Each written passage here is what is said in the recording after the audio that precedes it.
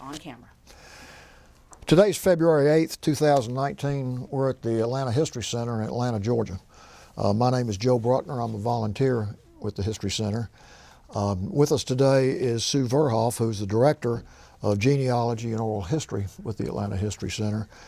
And we're really honored to have with us today Mr. John Sherrill and his spouse, Susie Sherrill. Mr. Sherrill is a veteran of the United States Navy, and he's kindly agreed to come in and tell us his story as part of the Library of Congress Veterans History Project. We really appreciate you coming in, Mr. Sherrill, and look forward to hearing your story. Thank you, Joe. Would you give us your full name and the city and state where you currently live? Yeah, John Anderson Sherrill. We live half-time in Atlanta now and half-time on Amelia Island, Florida in Fernandina Beach. Okay, and where and when were you born? Born May 7, 1941 in High Point, North Carolina. Okay. Tell us a little bit about your upbringing. High Point was a town of about 60,000. Most people know it as the Furniture City. My dad was an abrasive salesman. That means selling sandpaper to the furniture factories. He had a 10 square mile territory with about 50 furniture factories in it, and so he was a very successful salesman. He had been in the Second World War as a tank commander. The military was important to our family. Both of my brothers were in the military. My younger brother Lee was in the Army, and my youngest brother David was in the Navy behind me.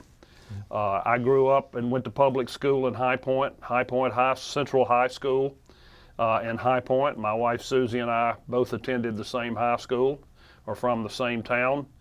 I went to the University of North Carolina on a Moorhead scholarship and an NROTC scholarship. So I got commissioned out of UNC as an ensign in the Navy. I like to say I graduated, commissioned, and married all in 1 week. So it was one of the biggest weeks of my life. And Susie and I have been married 55 years. Congratulations. Or 56 now. That's great. Congratulations on that. Well, after I graduated from UNC, of course, I got my commission in the Navy. We went to Norfolk for 4 months until my flight class started in the fall of 1963. I was in the Gator Navy, which was just as a crew member or officer of the deck. I was qualified as officer of the deck on an LST with the Marine portion of the Navy. We were just there 4 months, and then I went to Pensacola, Florida, where my flight training began. It takes about 13 to 15 months to get your wings. So we lived down there in Pensacola, and my wife was a school teacher in the school system, public school system in Pensacola. I was going to, after my basic training, I was going to go into the jet pipeline, and if you're high enough in the class, you can make your selection. And I asked them if I could stay in the prop pipeline because she was teaching in Pensacola, and I'd be able to stay there and then go into jets later. As it turned out, when I got through the basic training and went to advanced, there weren't any openings in the jet pipeline, so I picked A-1 Skyraiders, which was a carrier-based single engine. I'll talk a little bit more about it in a minute. I flew that plane all the way through my sea duty, 3 different cruises, 3 different aircraft carriers. We went to Corpus Christi, Texas, where I received my wings in, I guess that would have been late '64, and went to Lemoore, California, which was a naval air station out there where the replacement air group is located for the A-1 Skyraider. You go to Fallon, Nevada for ordnance training. I've got a lot of targets up there out in the desert, and you do your carrier qualifications. I know I landed on the Midway after the replacement air group training, which is now a museum in San Diego. So I've landed on 5 different carriers. The Midway, the Randolph was the first carrier I ever landed on in the T-28, which I flew before the Skyraider. And then the 3 ships that I took cruises on, which were the USS Shangri-la, the USS Intrepid, and the USS Saratoga. Do you want me to go into active or my sea duty, or? Well, where do you want to go from here? I want to back up a second and ask you a couple of questions. Did your dad talk about his experiences in World War II? He did talk a little bit about it. He was not in the Normandy landing or the landing in Italy, but he went over there. He was a professional baseball player in the Cardinal chain, and he played with Dizzy Dean and Daffy Dean in that era, and the very first part of Stan Musial's career. He went up to he says he had 2 cups of coffee in the majors, which meant he went up for part of 2 different seasons.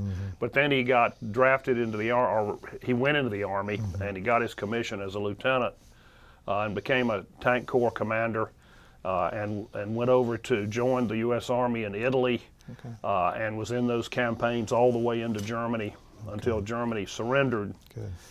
He was not actually on a troop ship headed to the Pacific, but that's where he was going when the Japanese finally surrendered, because all the assets were shifted over to the Pacific theater until that part of the war was over. Well, that's good that he talked about it a little bit, so you know what his history is in the military. Right. The other question I had is, did you always sort of want to go into the military? Well, you know, I had never really thought about it that much, and I got the NROTC scholarship after I received the Moorhead, which you may be familiar with. It's a full scholarship in and of itself, and so I was going to turn down the NROTC, thinking I didn't, need to go through that. That was before Vietnam, and there was really not a critical need for naval officers at that time.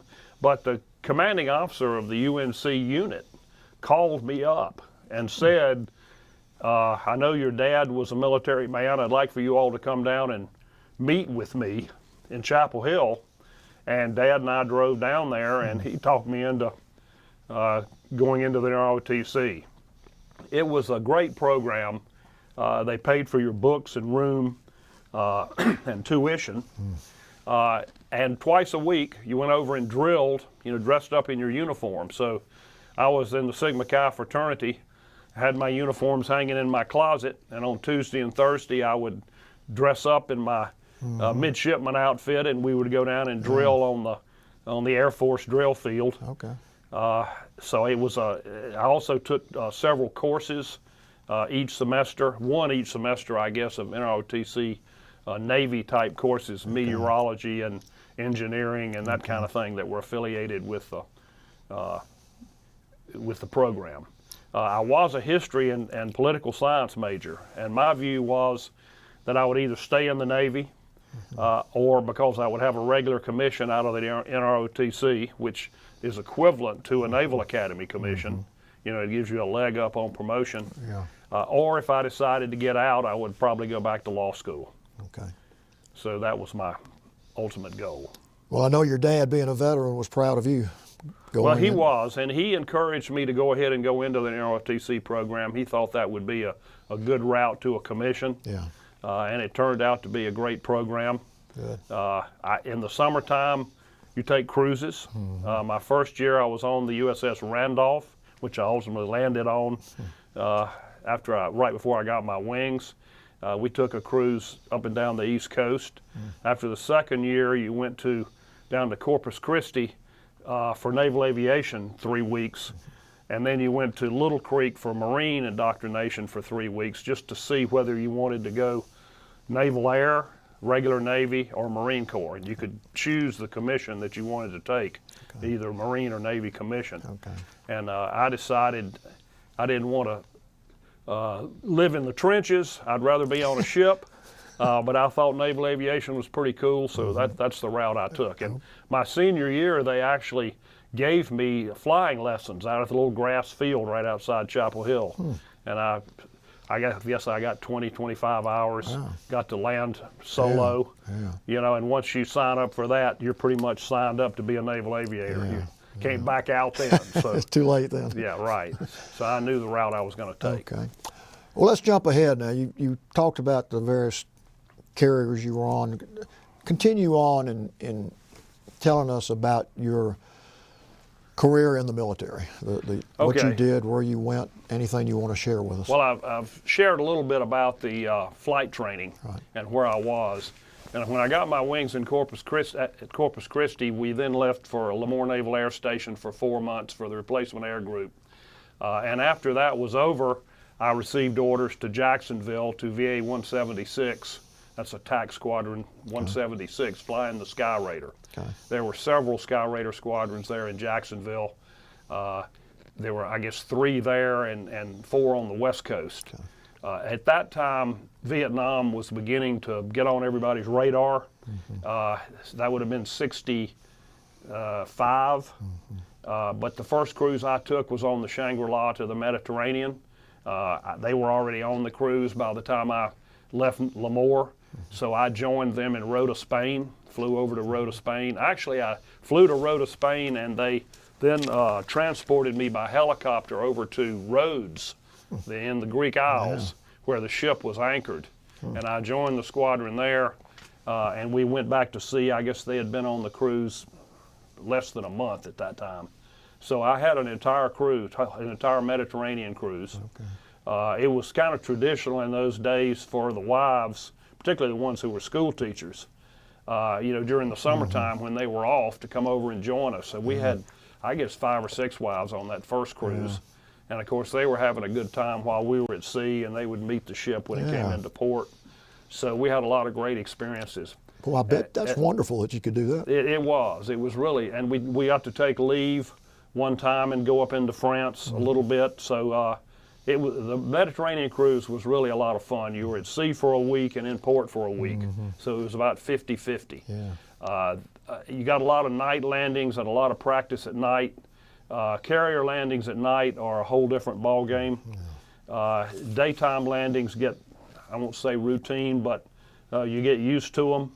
But the night landings, you know, are always a little bit scary. Yeah. So you would have to get a couple of day landings before you could do a night landing. So when you go back to sea, the first day out at sea, you would maybe have a flight or 2 during the daytime, and then the next day you'd start getting your night land. They tried to give you 1/3 of your landings at night on a Mediterranean cruise. That is to keep you current and ready to go. Okay. The interesting thing about the Med cruise at that time, of course, it was the Cold War. Yeah. This would have been 65.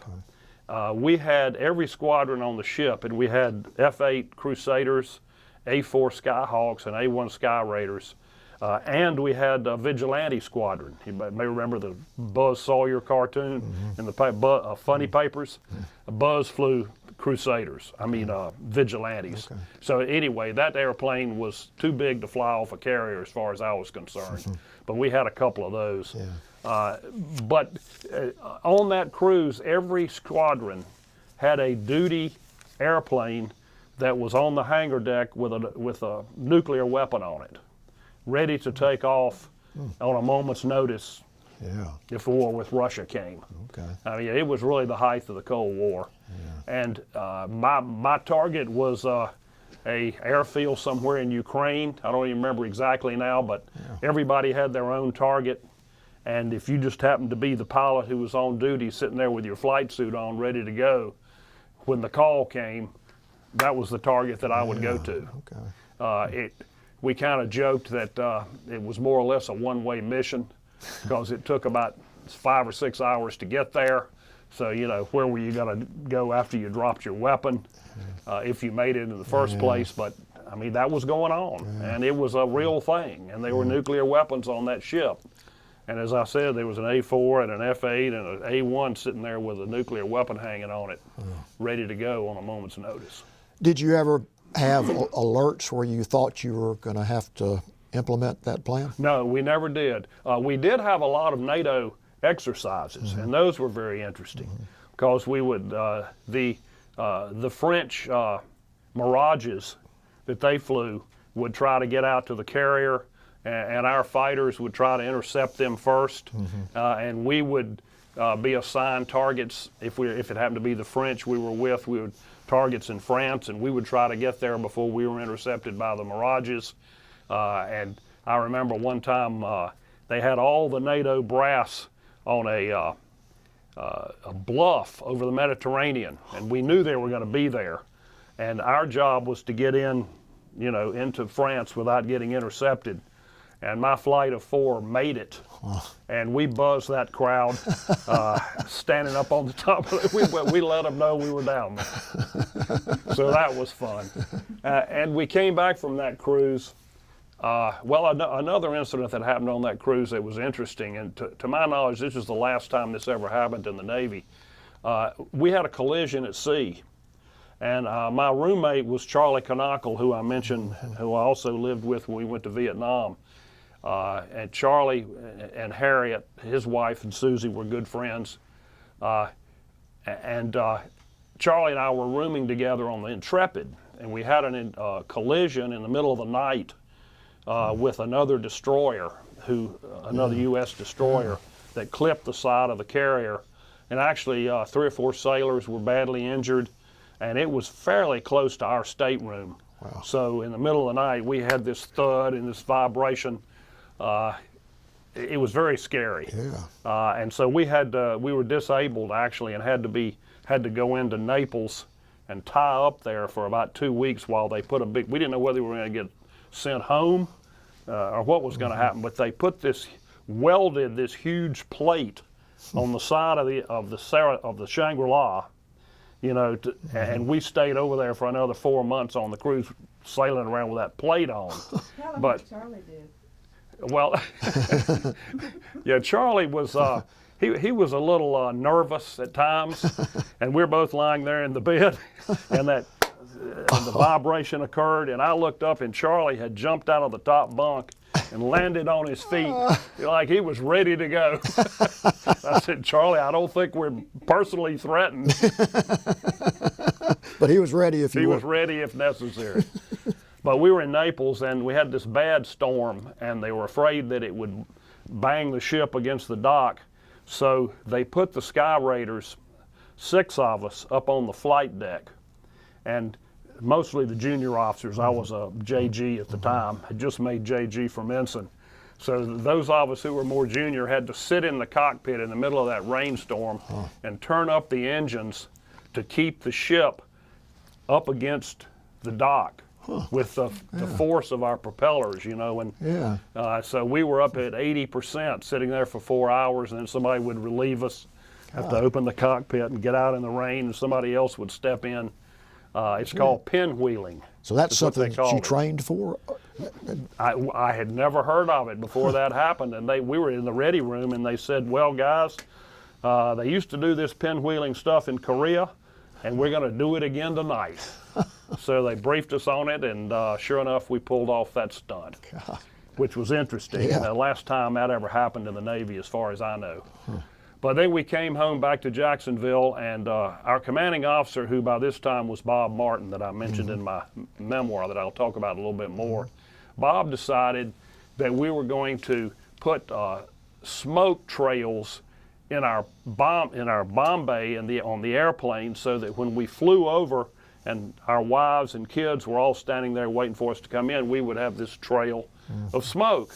Well, it turned out to be a big joke, because here came the Skyraiders with this red smoke coming out of the back of the airplane.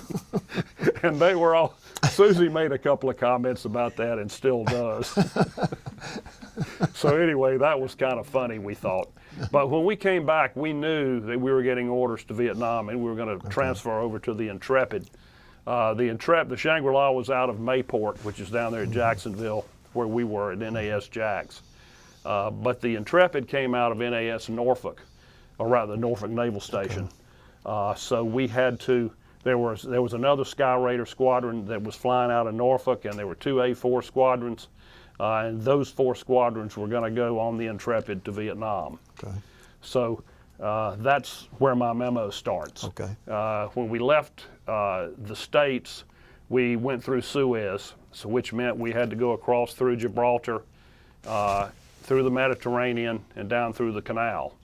And by 1966, which this was, our mission in Vietnam was already not that popular in the Arab world, or anywhere really for that matter. And plus we had the Arab-Israeli thing beginning to heat up.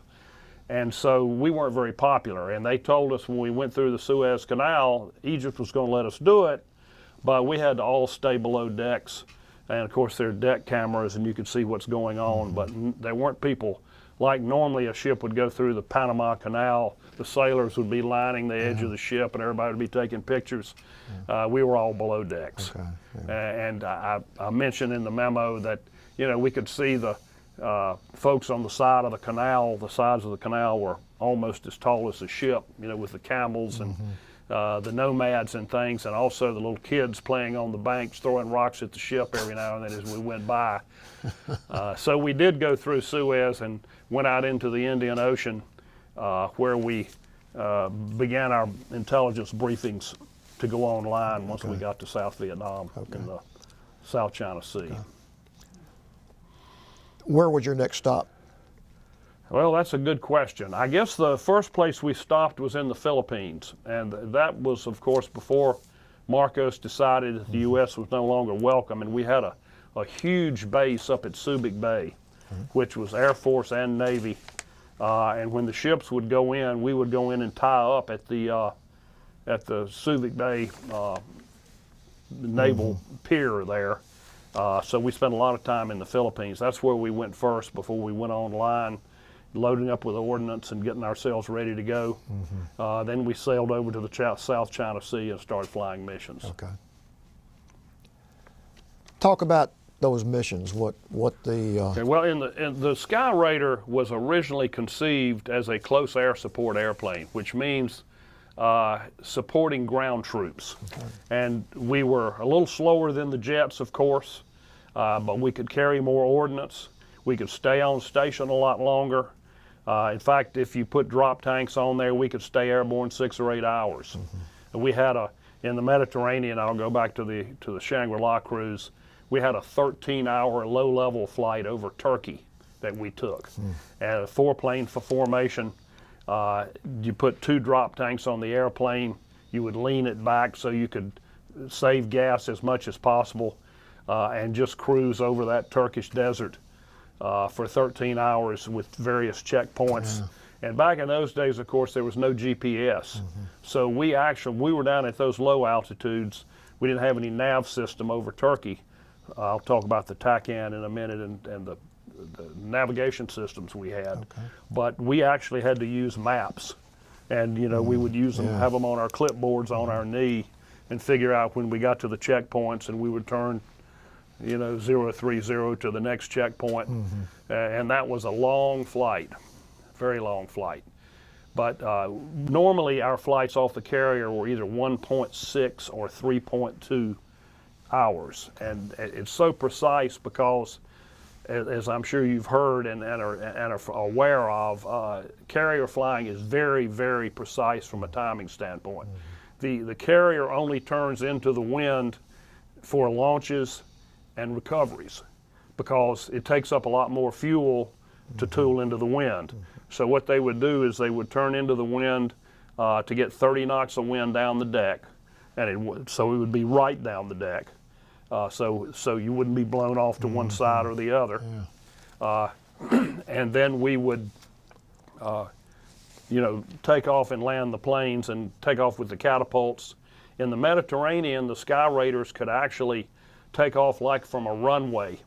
We could get in the back of the flight deck if we didn't have any ordnance on or any, you know, extra fuel tanks, and take off down the flight deck and just take off like from a runway. But if you had any ordnance on or anything, you normally use the catapults, which of course we used in Vietnam all the time.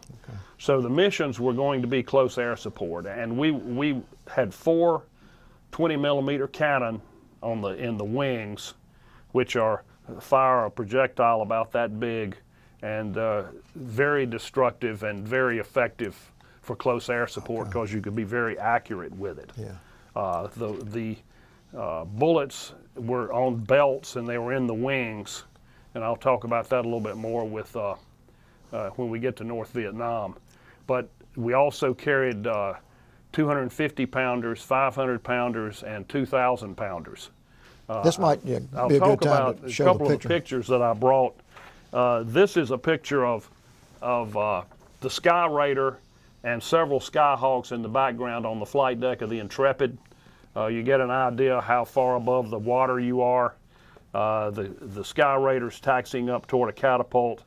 The 4 Skyhawks are sitting there in the background waiting their turn.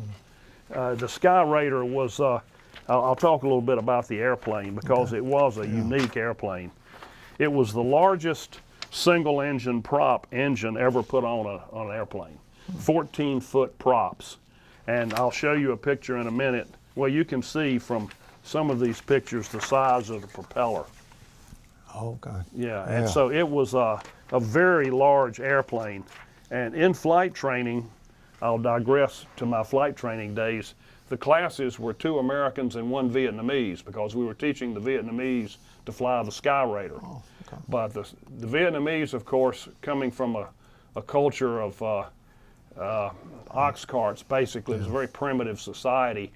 They had a hard time flying this airplane, and particularly since they were very short. They had to sit on pads in the cockpit before they could even see out of the plane. And I always thought it was a real dangerous situation to put them in. But down in Corpus Christi, that's what my class was Kip Tinker and I and Mr. Pham Binh An, who was... Do you know whether they ended up flying any of the planes in combat? I do. I know that Pham Binh An became a major in the South Vietnamese Air Force because Kip, our other classmate, ran into him at Tan Son Nhut Air Base about 5 years later. Wow. And he was the head of a squadron commander, and he had pistols crossed on his chest, and he was a real hot dog by that time. But that had to make you feel good that y'all had trained him well. Well, that's right. And those guys, they had real trouble. We would, of course, were flying at night and doing formation flying, and we always put the Vietnamese number 4 in the flight because as you would take off, the flight instructor would be circling, and say Kip was number 2, he would come in and join up on his wing, and then I would come in and join up number 3, and then Mr. An was supposed to come in and join up number 4, and it was fairly usual for Mr. An to go taking off out into the horizon somewhere before he brought it back and was finally able to. A little bit dangerous for everybody. He was a great guy, and we had 10 or 12 of those guys in flight training while I was there, and we got to know him a little bit. So. Did you ever find out what happened to him after the war? I did not, and I did see Kip a few years ago and asked him, and he doesn't know either. Of course, it probably was not a good end after the North Vietnamese took over, but we really don't have any idea whether he made it through the war, until it was over, or what happened to him. I regret that. But. Okay, so anyway, I'm back to the missions. We're flying close air support. We were in the South China Sea, down off the Delta region south of Saigon. The first mission that I had, I mentioned in my memoir, I was with the skipper, Bob Martin, and I'll show you a picture of Bob. He was a great guy, really a tough cookie, but he had us, I have that, let's see, Joe, you've got that one over there on the side. Bob would have been a commander at that time. He was probably 38, 39 years old, but we, of course, thought he was a weazened veteran since we were in our 20s. And Bob and I were flying on this mission. We came back to get debriefed, and we were carrying 250-pound bombs and supported some Army troops down south of Saigon as we were instructed to.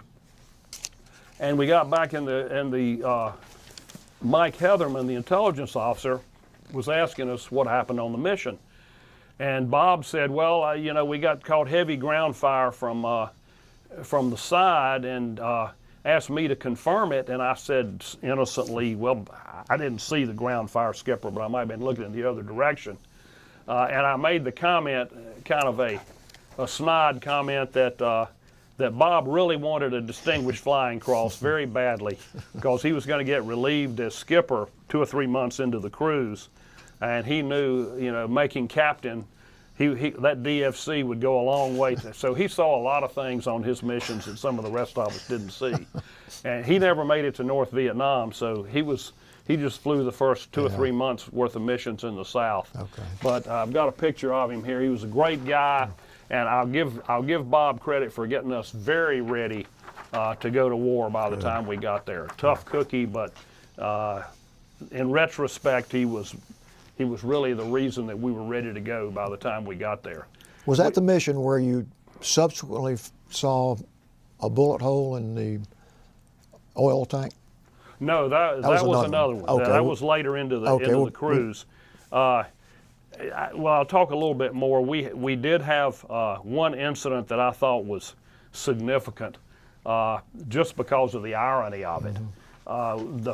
We're always controlled by forward air controllers, FACs they were called, and they flew little A-1 bird dogs, which was basically a Piper Colt, a little bit beefed up, but no armament on it at all. Excuse me. And these guys would fly around at 500 feet or 1,000 feet and mark the targets for the flights that were coming in. Okay. They had smoke rockets that they carried under their wings, and they, of course, were not incendiary bombs, so they couldn't damage anything with them, but they could mark a target with them.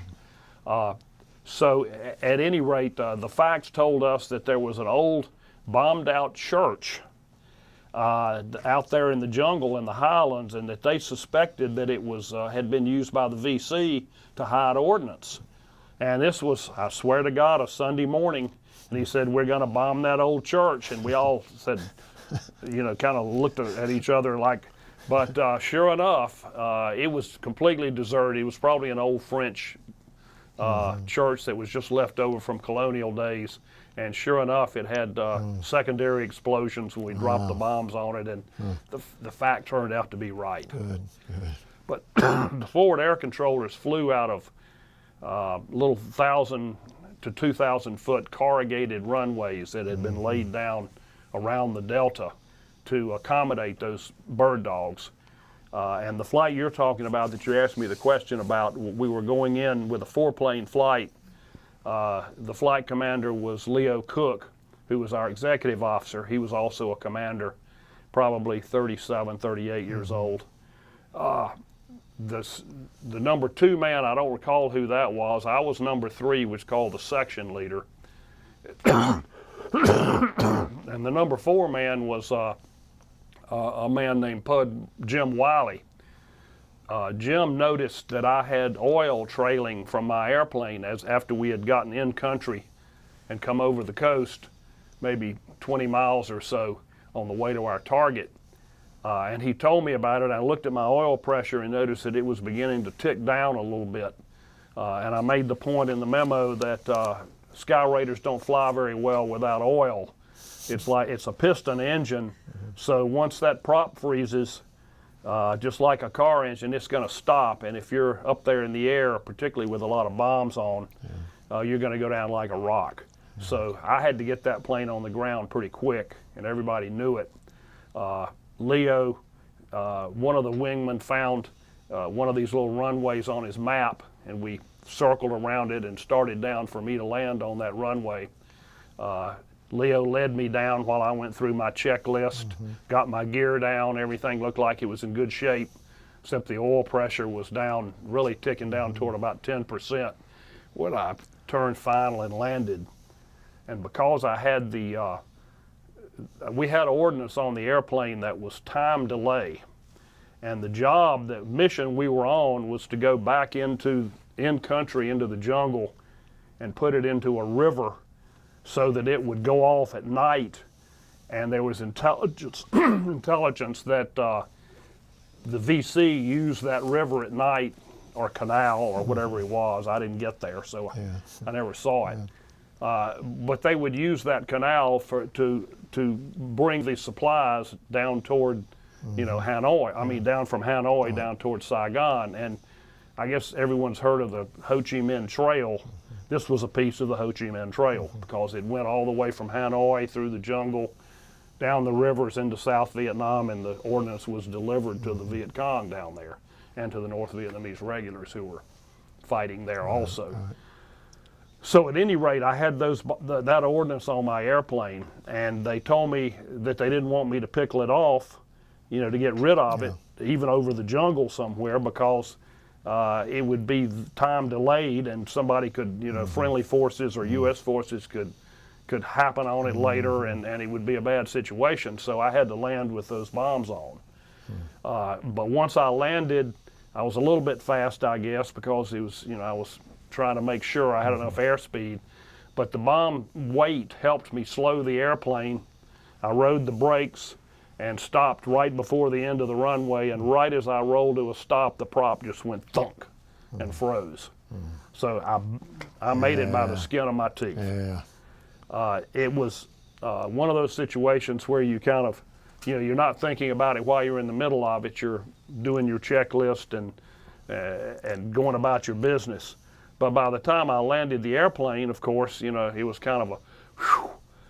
Leo and the flight went on their mission, thinking, that I would be fine there. There was probably friendly territory, and it probably was, although you never knew for 100% down there. The VC would take over an area, and then the Marines or the Army would push them out. So I had a pretty good idea that it was friendly because that runway was there, and it looked like it had been there for a while, so I figured everything would be fine. But when I landed and stopped, there was no military in view. And the villagers who lived around the runway kind of came out of their houses or huts or whatever you want to call them, and began to gather around the airplane. And so I was trying to figure out, well, now, I don't know who these people are. I didn't see anybody armed. Certainly nobody ran up to the plane like they were threatening me. So I thought I was fine, but I turned everything off when I stopped because the engine had stopped, and I flipped on the electrical switch, and that means that the noise, it wouldn't start the engine, but it would make a noise, and the locals would all back off from the airplane. So I did that 2 or 3 times. Finally, that didn't work anymore, and I got out of the airplane and climbed down and took my 9mm out of my holster, which I had on my chest, and sat there with my 9mm thinking, well, I'm just not going to let anybody take this airplane.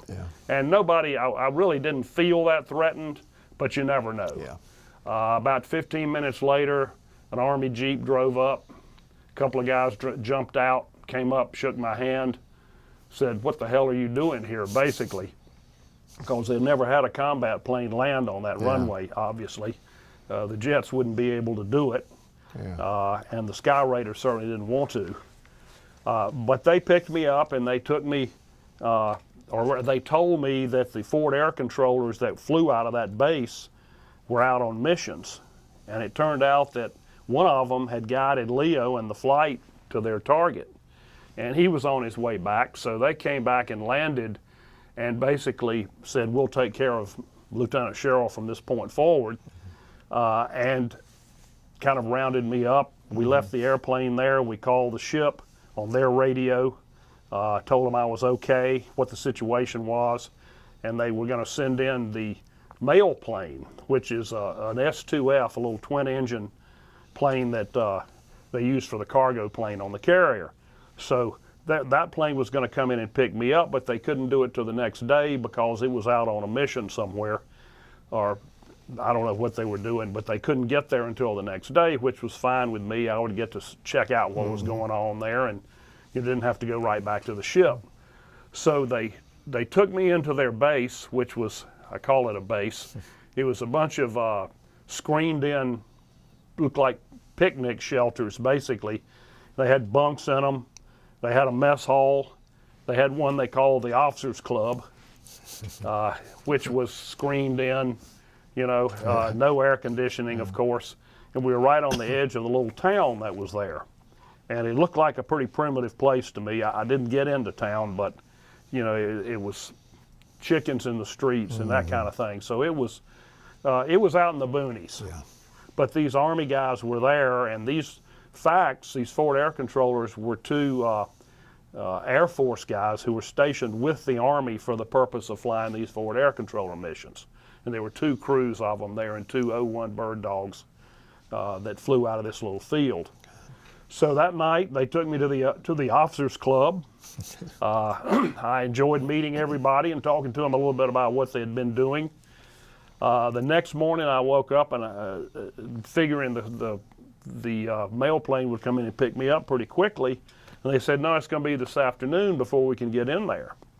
So I talked them into taking me on a couple of their flights. And the one in the morning, the bird dog pilot, there were two of those guys, and I was kind of sitting behind them. And he showed me how they could tell, you know, who had been moving through the marshes and the rice paddies, and how they determined, you know, what the targets were going to be, and that kind of thing. I mentioned in the memo that his point was that the VC would normally move through the marshy areas because they didn't leave any trail or very little trail, whereas the U.S. Army and the South Vietnamese Army would take the high road and you know, go along the hilltops to try to stay out of the mud as much as possible. The second flight, we actually saw a sampan that was hidden under the side foliage of one of the canals. And I couldn't see it at first, but he said, well, I'll show you where it is. And he rolled in his bird dog and fired one of those smoke rockets, got pretty close to it, and the guys in the huts around who were kind of protecting the sampan started shooting back at us, and we rolled away, and he called in a flight of A-4s. They blew up the sampan, and a lot of secondary explosions, and took care of that sampan full of armament. So I was able to see that and see how that operation worked.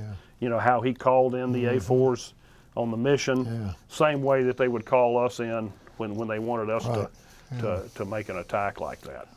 And we got back to the base, to the field, the corrugated runway, and they called me and said that they were going to pick me up in an hour. So about 4 o'clock in the afternoon, here came the mail plane. Earl Powers, the chief, well, actually he was a first-class mechanic who took care of our airplanes. He was our chief mechanic in the squadron.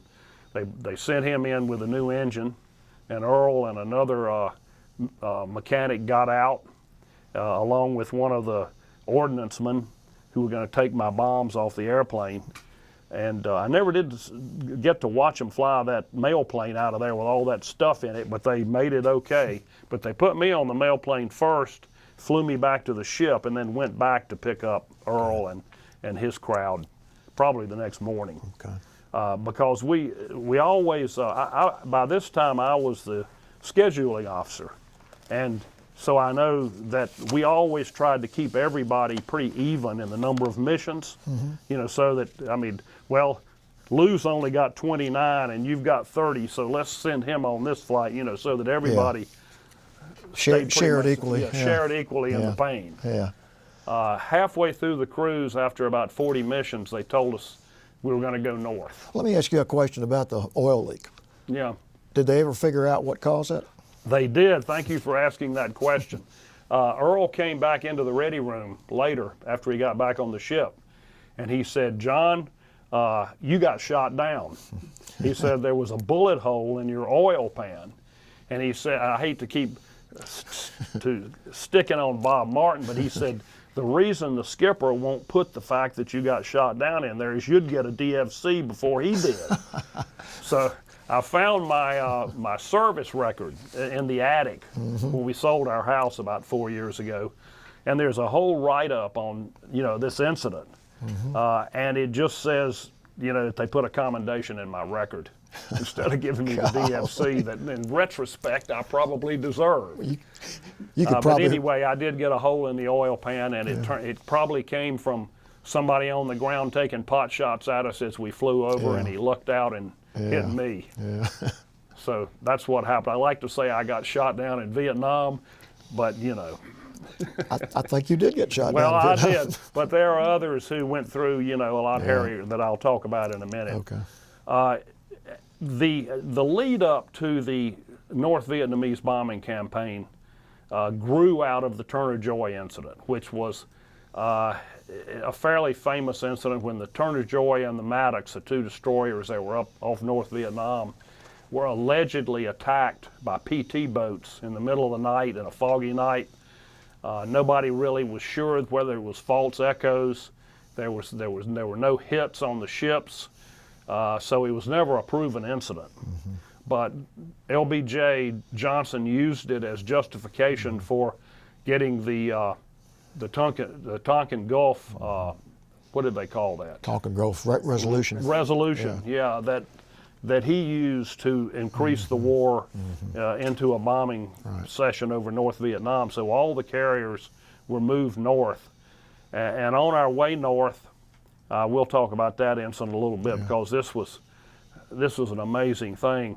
The Marines had driven the VC out of a town that was basically thatch roof huts and wood structures.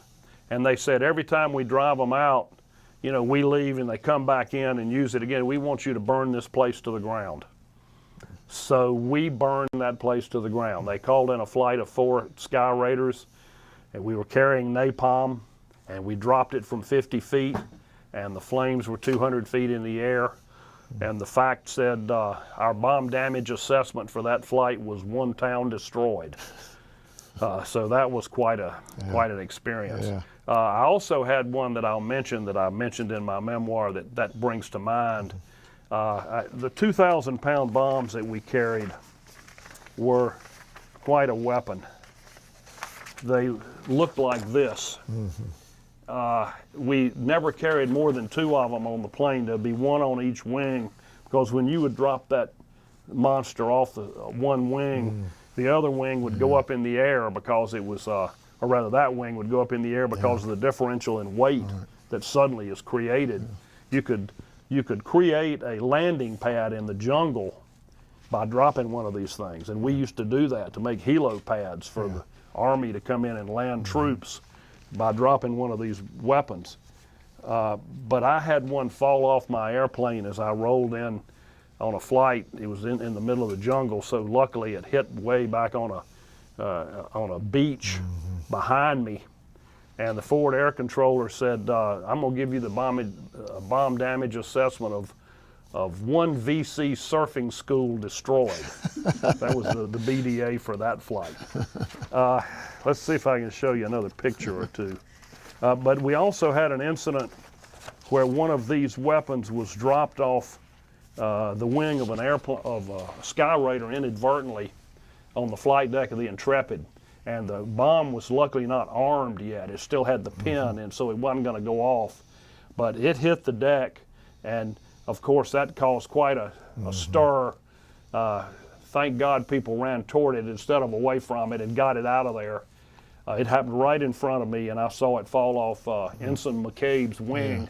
He was a fairly new pilot. I don't know what he did to drop it, but it was quite an experience. And I analogize that to the fire that happened on the Forrestal the next year when a rocket inadvertently went off on an A4 Skyhawk and blew up the plane in front of it, and John McCain was sitting right beside it in another plane and scrambled out of his plane and made it. I think he suffered some burns from that incident. But the Forrestal, a lot of sailors were killed in that fire. I want to say over 100 sailors. It almost sunk the ship. So that kind of thing can happen when you've got all that ordnance on the carriers, and you never know when something like that's going to occur. There may not be any enemy on that ship, but it's definitely a combat zone. It definitely is. That's why the sailors on the ship got combat pay just like we did. Yeah, that's good. And they deserved it. That's good. Yeah. But then we went to North Vietnam, and the whole scene changed. Skyraiders should not have been in Vietnam. We were, of course, low and slow. I mean, that was our mission. They actually had us flying missions into the outskirts of Hanoi. We could see the Russian ships unloading ordnance in Haiphong Harbor, and the policy was that you could not bomb the Russian ships, so we could watch them unload their ordnance that we knew was going to end up getting on trains and trucks and boats to be shipped south to be shot back at our folks, but there wasn't anything we could do about it. It had to be frustrating. It was frustrating, but you know, at the time, it was early in the war, and we were there on a mission. We accepted the mission, and I won't say that I had any feelings of trepidation about what our mission was at that time. I don't know how I would have felt in 1969 or 70 or 71 after so many folks were lost over in that North Vietnamese campaign. But we were the first ones up there, and we were flying missions in areas with actual anti-aircraft fire, like you see in the movies with the puffs going off. You would roll in on a mission, and the puffs would be going off beside you as you would go down in to release your ordnance. There were surface-to-air missiles, which looked like giant telephone poles with flames coming out the back. They were not maneuverable at all, and interestingly, our evasive maneuver was turning into it. So when you would see, we had a radar channel that the radar planes would be monitoring off the coast, and when they saw a missile arming, they could pick it up on the radar, and they would give us the coordinates of where it was coming from. And if we were in that vicinity, we could look over and see it fired. Okay. So we were able to turn into it.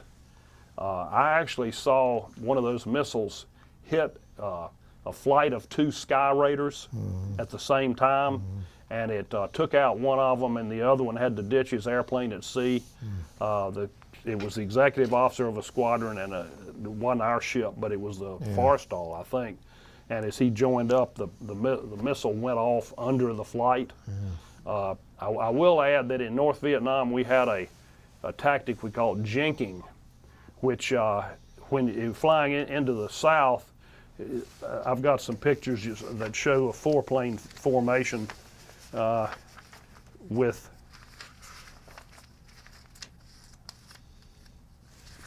you just flying. I don't know whether, Joe, I think maybe you took those pictures out, but it shows a 4-plane formation of Skyraiders flying along over South Vietnam. And that was not unusual. Oh, here it is. Oh, okay. You can see that you just flew in formation. Over the north, we would separate by 500 feet. The flight leader would be at one altitude, and then the next planes behind would be 500 feet different below. And we were what we called jinking, so that they couldn't get a bead on you. And everybody was at their own altitude, giving it this as you went into North Vietnam. There were also MiGs, of course, but because of the fact they didn't have many of them, number one, and number two, every time they would get sent up, we would shoot down a few of them. They didn't send them up that often. But we did have the incident that I mentioned in the memo, and talk I'll about about that. My roommate, Tom Patton. Let's see, did I take that picture? I'm not sure I took his picture out, but Tom and Charlie Conacle and I were the 3 guys living in a 4-man, they called it the JO bunk room, junior officer bunk room. We had 4 bunks in our stateroom, and Tom Lurch Patton shot a MiG down with a Skyraider, and that was quite a feat. It only happened twice in the Vietnam War, but that incident occurred when they were a 4-plane flight. I mentioned Leo Cook, the executive officer. He was the flight leader, and he and a man named Pete Russell were down at low altitude looking for a downed pilot who had, we could pick up his beeper, his emergency beeper, and so they had him pretty well zeroed in and were trying to escort the helicopter in to pick him up. 2 MiGs jumped them at low altitude. The other 2 guys, Tom Patton and Jim Wiley, were at altitude, and they saw what was going on, so they rolled in on the MiGs and actually picked them off and shot one of them down, and the pilot ejected, and the other one was last seen headed back toward Hanoi, trailing smoke behind him. So they used old slow Skyraiders to shoot down MiG jets, which was pretty impressive. Yeah, that is. And they were using close air support ordnance, 20-millimeter cannon, and actual rockets. So it was amazing that they were able to pull that off. But they came back, landed at the ship, and Susie was watching television that morning, and there they were being interviewed on the Today Show. So, you know, it did, some of it got back, yeah. What was her reaction to that? Well, you can ask her. I was agog. People got breakfast waiting to go to school. And lurch and Pud. And the wives all started calling each other. I guess so. See Tom and see Lurch and Pud on TV. So that was quite a feat. But I will add, the second at sea period, my roommate Charlie Knockle, who I had mentioned before in the collision, we roomed together on the Saratoga, on the Shangri-La. Here's Charlie's picture. Yeah. He was my closest friend at the time, a Naval Academy graduate who we all knew was going to be a career naval officer, a terrific pilot, a great guy, married with a kid 4 months old when we left for Vietnam. Charlie was hit over North Vietnam over Highway 1, which we used a point in southern North Vietnam for our feet wet and feet dry point. They came back over it. This was probably the 10th, 15th, 20th time we'd flown over that one area, but on this day, the North Vietnamese had brought in an anti-aircraft battery, a mobile anti-aircraft battery, and started firing at Charlie and his wingman, Terry Marshburn, and hit Charlie's airplane. They got back out over the Gulf of Tonkin, and Charlie had to bail out because his plane was on fire, and Terry was circling, watching him. The ordnance in the wing, probably the 20 millimeter, started going off in the wing, and they think it may have hit him because he got out of the airplane, his hands were on the risers, but when he hit the water, he just sunk out of sight, and his parachute went right down on top of him. And Terry circled around looking for him, you know, until the helicopter could come in and try to rescue him. But of course, by that time, he was out of sight. So Charlie was the first fatality that we had suffered off the ship, off our ship, on the cruise. And he, of course, was, you know, all of our very close friend. And that night was the last night we were on the line before we went back into, I guess it was the Philippines again. And we closed the ready room door and had a few drinks and commiserated with each other about the loss of our very dear friend. Tom and I had to inventory Charlie's personal effects and send them home to Harriet, and that, you know, obviously was a very traumatic experience in and of itself, with flying missions and packing up Charlie's stuff at the same time. It was that was a shocker. We were 26 years old and thought we were invincible, and all of a sudden we realized we weren't. I mean, you know, I can't put it any more stark terms than that. Well, most people watching this have never had an experience like you have, never been in combat, and I was going to ask you what impact that had, but I think you just did a pretty good job of describing that. Well, it did, and I'll say now might be a good time to talk about the aftermath, because about 30 years later, we had reunions, and we had kept up with Harriet, but she hadn't been back to any of the reunions, Charlie's widow. I got a call, I think it was a phone call, from Elizabeth Knockle, who was Charlie's 4-month-old daughter at the time we went to Vietnam. She was now married with her own children, and had tracked me down, and of course knew Harriet had told her about me and Tom Patton and the others in the squadron, and that I was Charlie's closest friend. And we developed a relationship, and she and her husband came to the next reunion. Good. And it was very, very heavy experience for all of us, because we had, at that time, we probably had 12 or 15 of the pilots still around who showed up regularly at the reunions, and we would have them in Pensacola at the Naval Aviation Museum.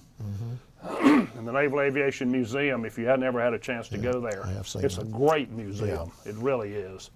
I'll talk about the Intrepid Museum in a minute, but this one has got every plane the Navy has ever been flown in the Navy in a huge hangar there, and it has a flight of A4s, painted in the Blue Angels colors, hanging over the auditorium from the ceiling.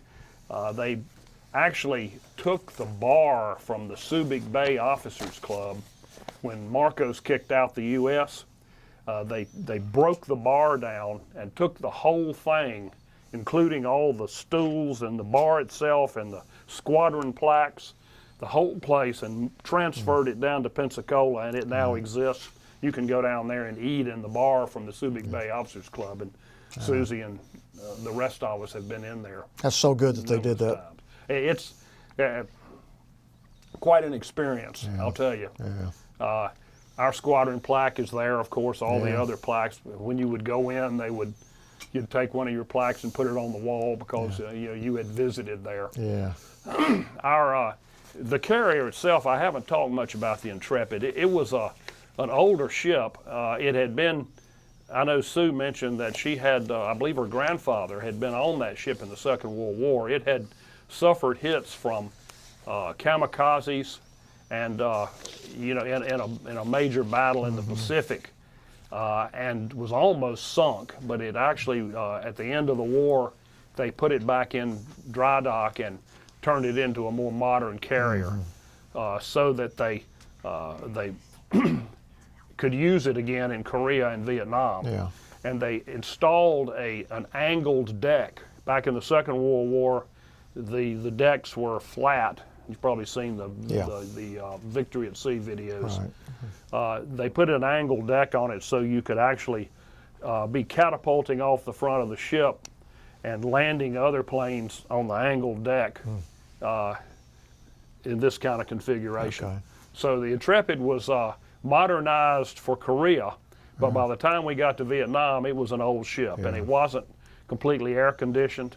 The Combat Information Center and the bridge and the ward room and the ready rooms were all air conditioned, but the staterooms were not, and it was hot on that ship. And South China Sea, of course, is in the tropics. So it was not a pleasant experience. But the Intrepid was a beloved old ship. It got us there and did its job, and it's now a museum at Pier 86 in New York. And I'm going up. I've been up 3 or 4 times, maybe more. I was there when they opened their Vietnam exhibit. I'm going up in May for a board meeting for another organization I'm affiliated with, and I've got an appointment to go by the Intrepid, and their history project is now, they're just opening up in April a refurbished version of a Skyraider that they got from somewhere. And they had trouble coming up with all the parts, to completely refurbish it and paint it. But now they finished that, and I'm going to get to go see that in May. That's good. So that'll be quite an experience. You had mentioned something that it impacted me in describing how it's a game of chance sometimes when you're up there flying. And it involved Gordon Chadwick. Yeah.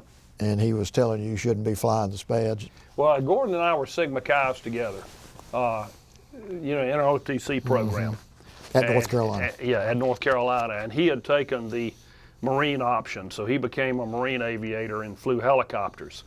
And he and I ran into each other at an officers club after we went on active duty and both in flight training. He said, I'm going into helos. He said, you don't want to go into Skyraiders. Those things are dangerous. You shouldn't be flying those planes. You're liable to go to Vietnam and get your ass shot off. And Gordon, unfortunately, ended up being shot down and killed himself in a Marine helicopter in 1967. So you never know what's going to happen. Right. I mean, wartime, as we would, I think back to flying through that anti-aircraft fire, with it going off around you, and you're jinking, of course, trying to, and you can't really avoid it. You just taking your chances, and you roll in on the target, and it's all a matter of chance. I mean, they're not that accurate with it, so it's not like they're taking a bead on you to shoot you down. It's just they're putting up a barrage, and you fly through it, and you either make it or you don't make it. And looking back on that in retrospect, you know, you don't think about it at the time. You can't think about it really, but in retrospect, it is a game of chance, and you just look at yourself and say, "Why am I here?" Yeah. And Charlie's not. Yeah. You want to hear about the Saratoga cruise? Yes. Okay, we came back from Vietnam, and well, that was interesting. We flew back. The ship came back into the Philippines, and they told us that they were going to let the pilots fly home commercially, and the rest of the crew had to come back on the carrier. They went back through Suez again. So we got to go home. Gosh, that'd be almost a month early. But we got off in the Philippines, and they were going to fly us out of Manila, which is, I don't know, 100 miles from Subic Bay. So we got on this old school bus to ride down through the Luzon Plain from Subic Bay to Manila.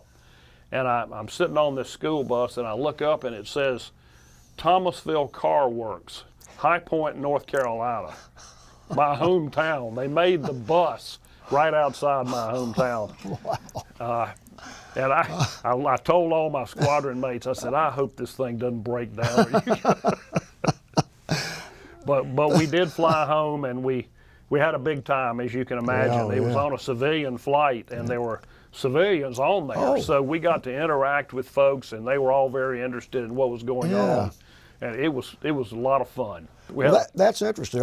What was their attitude? Or a lot of people ask me that, and I'll tell you, in 1966, it was early in the war. There was not that much anti-war sentiment. I mean, we felt like heroes. You know, we were treated like heroes from the war. And of course, I got out of the Navy. Well, I'll talk about that later. But I got out of the Navy in 1969 and went back to Duke Law School. And the second week of my first year, the undergraduate students took over the dean's office in an anti-Vietnam demonstration. You know, and so I'm scratching my head by that time. But I'm not out of the Navy yet. So we got back from Vietnam, and the next cruise was going to be on the Saratoga, which was a much more modern carrier. Everything was completely air-conditioned, much bigger. You know, a couple more squadrons. We had the F-4 squadrons on there, the fighters, F-8s, A-4s, Skyraiders, and we were going on a med cruise. And I've already talked about the med cruise, a week at sea and a week in port. We were really looking forward to it. Wives were going to get to come over again. Actually, the wives came to Westpac too. I will add that before I go on from the Vietnam cruise. What is Westpac? Western Pacific. Okay, because people will be watching this. They will know what Westpac is. We had, I guess, 5 wives who came to the Orient. Susie and the woman that, another school teacher, Connie Dietrich, whose husband was in the A4 squadron, came together, and they toured around Taiwan. You know, while we were at sea, they were seeing a lot of the Orient. That's good. Then when we shifted north to North Vietnam, it was top secret until it actually came about. And the wives were told that we were going to come into Japan, and then they notified them that instead the ship was coming to Hong Kong. And nobody knew what the difference was, you know, why that change was made. But then they read in the Stars and Stripes, which is the military newspaper, I guess it's still around, probably as far as I know, that, you know, there was the lead article was all U.S. carriers shifted north. U.S. loses 7 airplanes. 3 of them were Skyraiders.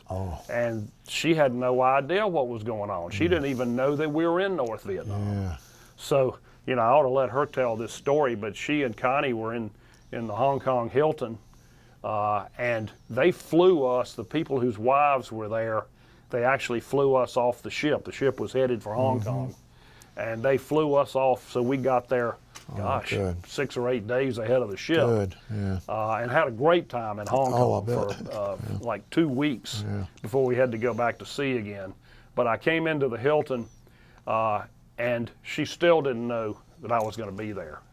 And so I knocked on the hotel door, and she opened the door and saw it was me and said, "Oh my God," and ran in the bathroom and threw up. Wow. Wow. She was so Gosh. I don't know, relief, nervousness, you know, and she had this dream the night before that was a very disconcerting dream, so that was quite an experience too. That's a real experience. And you think back and you ask me how we felt about things. At that time, I don't know whether we were young and naive or whether we just accepted what was going on or whether we recognized it was the situation we were in and we couldn't do anything about it, or we just felt like we had to steel ourselves to the ordeal. But the wives were the same way, as you can imagine. And I know my parents, my mother told me later, I just tried not to think about it. I knew what you were doing, but I tried not to think about it. And the wives were, to a certain extent, the same way. Yeah. But at any rate, we went to the Mediterranean on the Saratoga. And as we headed over, looking forward to that med cruise, we hit Gibraltar, and they announced that the Arabs and the Israelis were getting ready to go to war. And we're going, oh my God, here we are right back in it again. So we ended up steaming through the straits and went straight to Crete and anchored off the west end of Crete with the USS Enterprise, the nuclear-powered carrier, and the Saratoga and a bunch of destroyers. And off the eastern end of Crete was the Russian fleet with a couple of battleships and heavy cruisers, about the same number of ships we had. But the world, nobody wanted the Russians didn't want to think that they were supporting the Arabs, and we didn't want them to think that we were supporting the Israelis, so we just all went dead in the water and sat there. And after it was a 6-day war in 1967, our intelligence briefers told us, they said, I don't remember the exact numbers, but the Arabs have thousands of tanks and literally hundreds of thousands of troops, and the Israelis have about 1/10 of that number. And we think it'll probably take them about a week to win the war. We're scratching our heads saying, how is that going to happen? But of course it did. But halfway through that war, after about 4 days, there was an incident that's fairly famous. The Liberty was a U.S. spy ship that was off the coast of Israel and Egypt, kind of monitoring what was going on in the war as an intelligence ship. And the Israelis attacked that ship, allegedly by mistake, although there's some, I remember Admiral Moore, who was the head of the Mediterranean fleet at that time, never bought off on that story. He always felt like the Israelis blew that ship out of the water intentionally, or didn't sink it, but they wanted to disable that ship so they couldn't monitor what was going on. Nobody to this day knows exactly why that attack took place. But we had, again, just like in the earlier med cruise, we had a flight of 4 from every squadron in their flight suits ready to be launched off in case something happened that we needed to intercede. And all of a sudden they said, okay, man your aircraft. You're going down to protect the Liberty. What the hell's the Liberty? So they actually told us what was going on. We launched off with rockets and bombs and 20-millimeter cannon in there to go down and fight what we thought were going to be Egyptian gunboats who were attacking our intelligence ship. And got halfway there, and they realized it was the Israelis, and they called us and said, never mind, it's all a big mistake. So they didn't want us just to drop our ordnance in the Mediterranean, so they diverted us to Crete, to the NATO base at Heraklion on Crete. Susie was over there again. She and the wives were in I don't remember which hotel you were in this time. Mediterranean. Yeah, the Mediterranean Hotel in Mediterraneo in Naples. And so we landed on Crete, and here I am, with just 4 of us in our 4-plane flight, and the guys from the A-4 squadron, and the other ones who got launched off, because the rest of the ship, they canceled out. They didn't send them. So I called up Susie. I knew she was in the Mediterranean Hotel, and I called her. She and the other wives were sitting in the bar having dinner. And I said, why don't you come on over to Crete? This looks like a pretty fun place.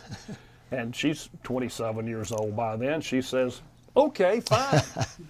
So she hopped on Aristotle Onassis's Olympic Airlines, flew over to Athens, got a little flight over to Crete, and showed up on Crete. And then the ship came in to pick us up, and we had a big party out on a patio overlooking the Mediterranean. By this time the war was over and the 7 days had expired, and the fighter squadron was on one side and we were on this side sitting at our table, and the commanding officer of the fighter squadron said, send us your drinking champion. And he pushed this ensign from his squadron, you know, who played guard at the Naval Academy, out to sit down at this table. And skipper, by this time we had Ray Ashworth was our skipper. He was a great guy. We called him Skippy Doo. He was that kind of guy. He said, all right, Susie, get on out there. So Susie went out and just knocked that guy under the table. Really?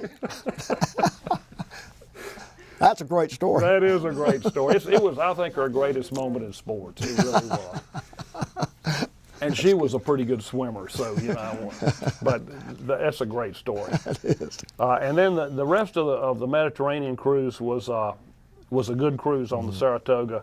After that war was over, we went to our week in, week out, and came back to Jacksonville at the end of the cruise. And then I was getting off sea duty. Right. I decided by that time to get out of the Navy. And so I was going to go back to law school, and I had applied to UNC and Duke Law School, and had been accepted to both of them, and I hadn't decided which one to go to yet. I wanted to stay in until September because, you know, I wanted to continue to be on active duty, and but they said, no, your time is up July the 1st. And the Navy, being as inflexible as they are, wouldn't let me stay in the, you know, on active duty the extra 3 months. So I went to a replacement air group for the A-4 Skyhawk that I've already mentioned a couple of times, and transitioned to that airplane. I'll talk about between the fleet and there in a minute, but I flew the A-4s in the reserves up at NAS NAS Norfolk. Oh, okay. From Durham.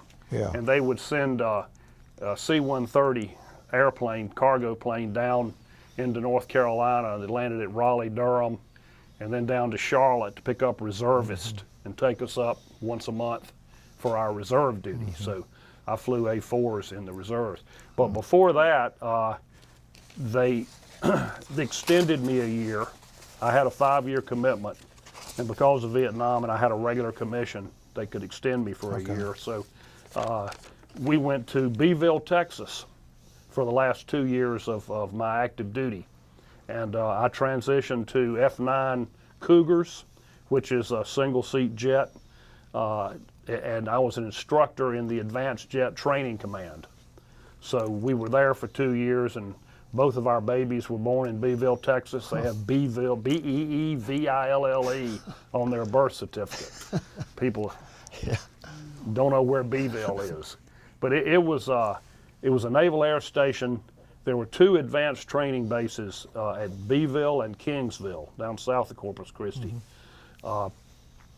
both flying F-9 Cougars. And of course, this was 1968, 69, so we were pumping out naval aviators to fill the fleet, you know, to fill the squadrons to go to Vietnam by that time, flying 2 hops a day, and it was a very frenetic 2 years. But both our kids were born there.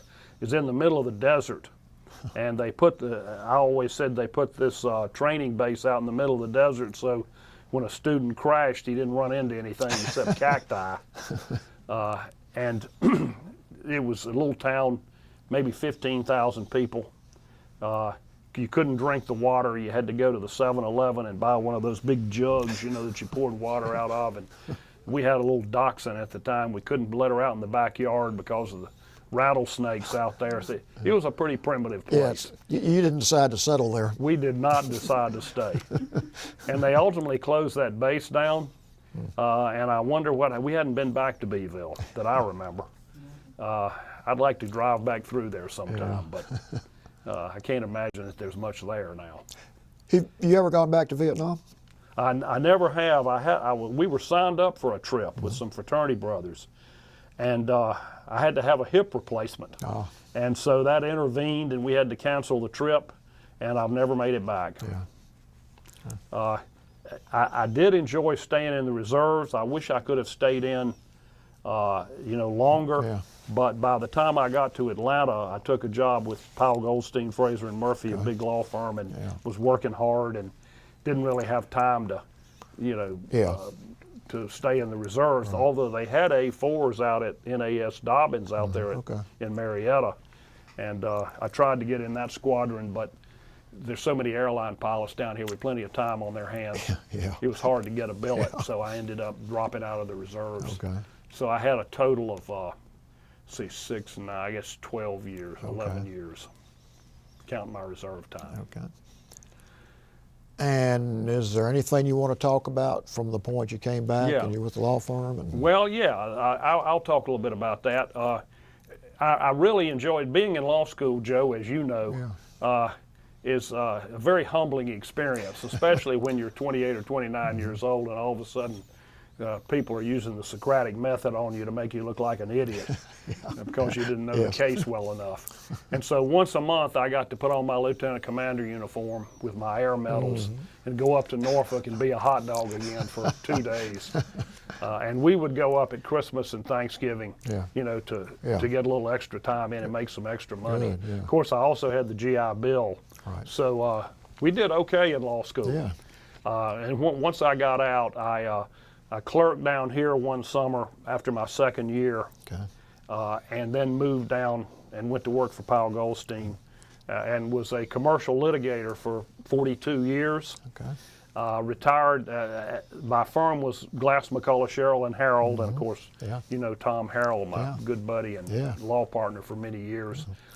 Then in 2000, we merged into a Chicago firm called Cypher Shaw, which is now about 900 lawyers worldwide. And I was a partner there for 15 years until 14 years till I retired in 2014. And I like to say if you put up with a big law firm for 15 years, they'll give you an office for life. So I have an office at Cypher Shaw, and I do my mediation and arbitration work out of that office now. So that's now what I'm doing, working about half-time and living the other half down at Amelia Island, which we love. Any grandchildren? We do. We have 2 sons. One is in the business, as they say in L.A. He's got 6 audible books that he's done. He's been in TV shows, few movies, commercials. So, he's carrying himself in L.A. My other son lives up in Athens and is married and has 2 kids, our 2 grandchildren. Andy's an FBI agent.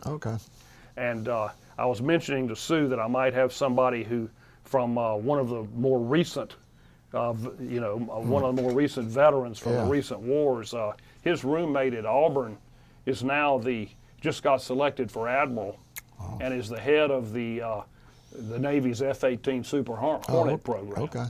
So he's not from Atlanta, but he comes here a lot. And actually, originally he was from Atlanta. Went to high school out in Cobb County.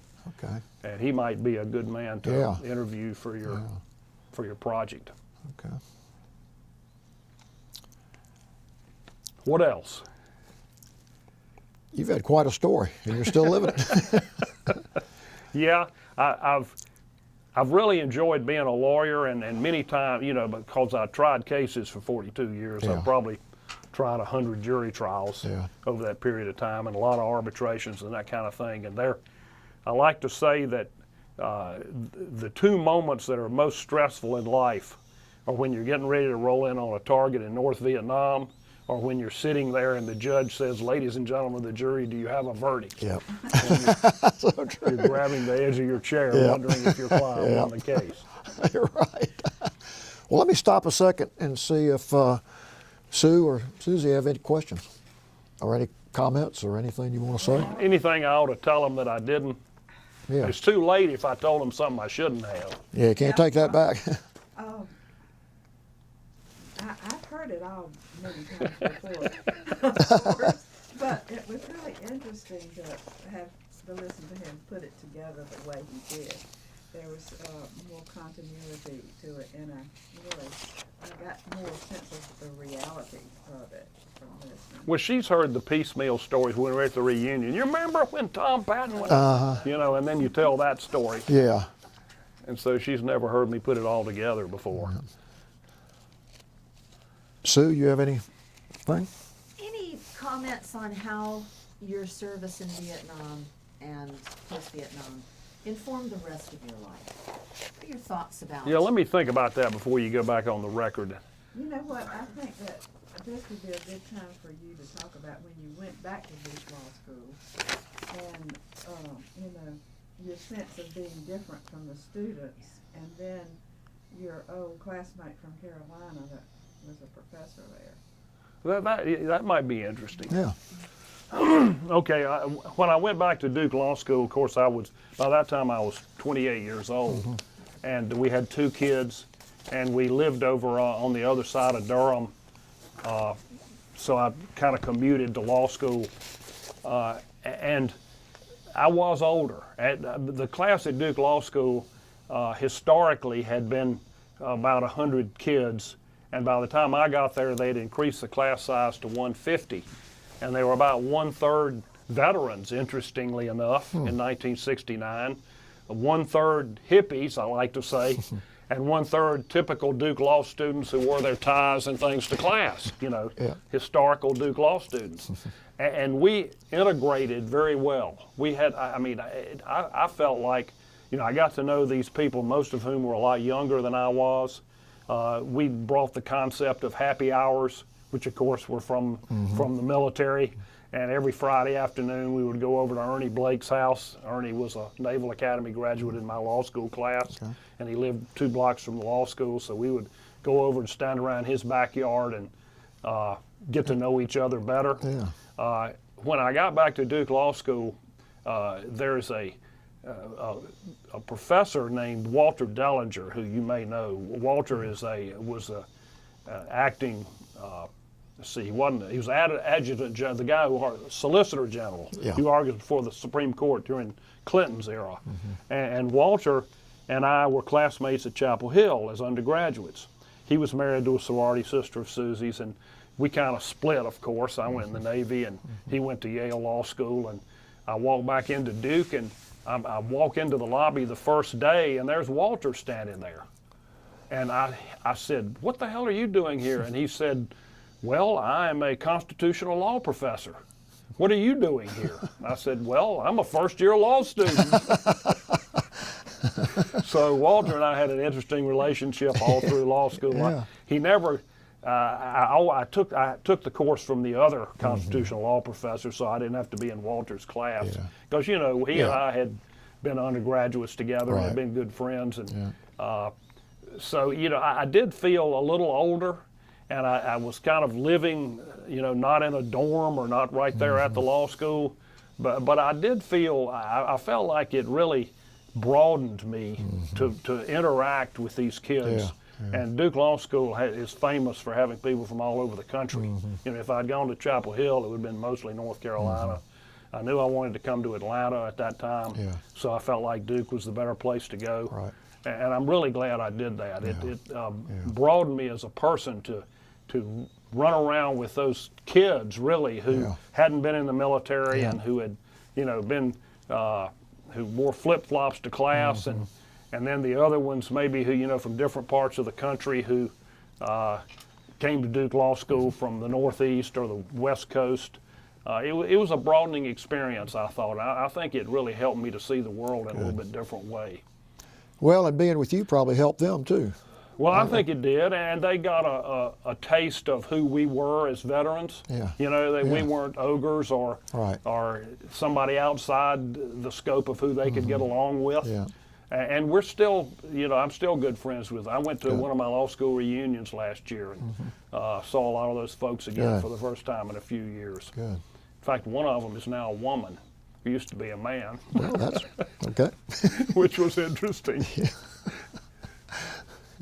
But anyway, it has been quite an experience. And I started writing all this stuff down, Joe, back in the 90s. And I have legal pads stuffed in a file that go all the way back to when I was a kid. Yeah. And I wrote it up. I mentioned hip replacements. Right. I got an infection. I had to have it done again. So I had some laid up time Yeah. back in those days. And at that time, I pulled all these notes back out and began to kind of put them together. I synthesized them into that little memo that I gave you, which of course is only part of the story. Well, But, you did a wonderful job putting it together. And, Well, thank you. Those are the highlights, but obviously there was a lot more that happened. Well, let me ask you before we stop, is there, number one, either anything you want to talk about that you didn't, and number two, is there any message you want to present at the end of this? Well, I will say this. I do think that public service and some kind of public service for everybody, like in the Israeli society, whether it be the Peace Corps or military or whatever, ought to be a requirement. Yeah. I mean, one of the concerns I have now, I think our military is very efficient and obviously the strongest in the world, but it's just one small segment of society, and it's separated from the rest of society. And the people who now run things, I always felt like the Iraq War never would have happened if they had had people who had been in combat running the show. And George W. Bush, I don't mean to be critical. I mean, he went through flight training, but he never went to a war. And these folks today just don't have the perspective of people who come home and how screwed up they can be, and the impact that it has on you. And I was lucky enough to be detached, and not have to, like you, be in the trenches and look people in the eye. But it was scary enough for me and life-changing enough for me that I know what it does to people. And I just think the people who make the decisions need to take more of that into account and to seek the counsel of people who have actually been there before they make these decisions. That's a great message to end it on. And I just want to thank you for coming in here and sharing your story. I mean, you've had an amazing life. A veteran father who, as I said before, was extremely proud of you. Come from a military family. You talked about your relatives that all served in the military. And what you did in the military is, you're humble, but that's an extremely dangerous mission that you would go on every day. And it was, and yet at the time, as I said, it was, you just accepted it as where you were and what you were doing. Right. And as you pointed out or hinted at, that had a big impact on your life because you were used to facing stressful situations and having the right attitude to get through them. You were obviously a leader. You were always doing things with your group too. I mean, you had camaraderie with the other pilots. And well, that kind of experience bonds you together, as you know, like no other. Yeah. And you got a wonderful family, obviously a wonderful spouse that She stuck with me all this time. So she's very patient too, I guess, right? She's usually not this quiet.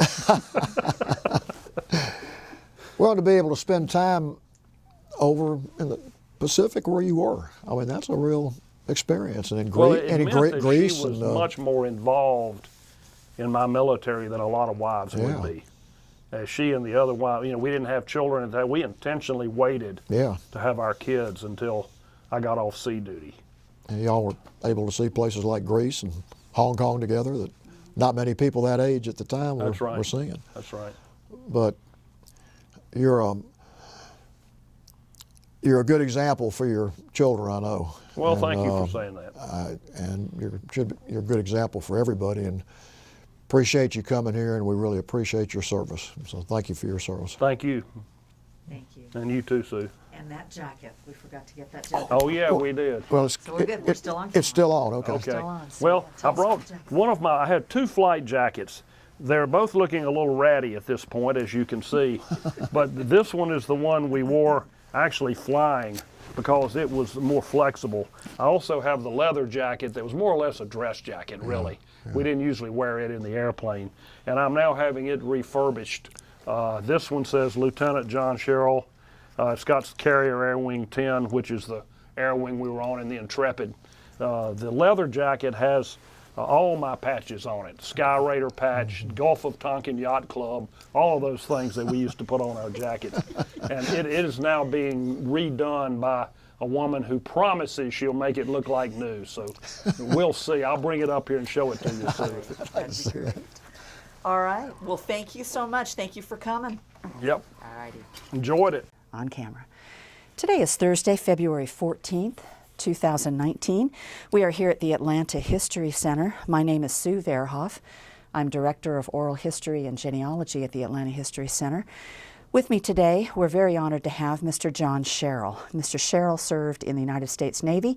He was a A-1 Skyraider pilot off the USS Intrepid and the USS Saratoga. And this is kind of a part 2 of an interview that we did with Mr. Sherrill earlier this week. We realized that we neglected to ask a few important questions, so we're going to continue that interview. Also with us in the room today is Mr. Jim Groton. Mr. Groton is a veteran of the United States Marine Corps and a friend of Mr. Sherrill, and we're glad to have him here today. So thank you for taking the time to come in a second time. So I will let you just begin if you're ready. I know you made a few notes. I've got a few questions. If you want to just go ahead and begin, that'd be great.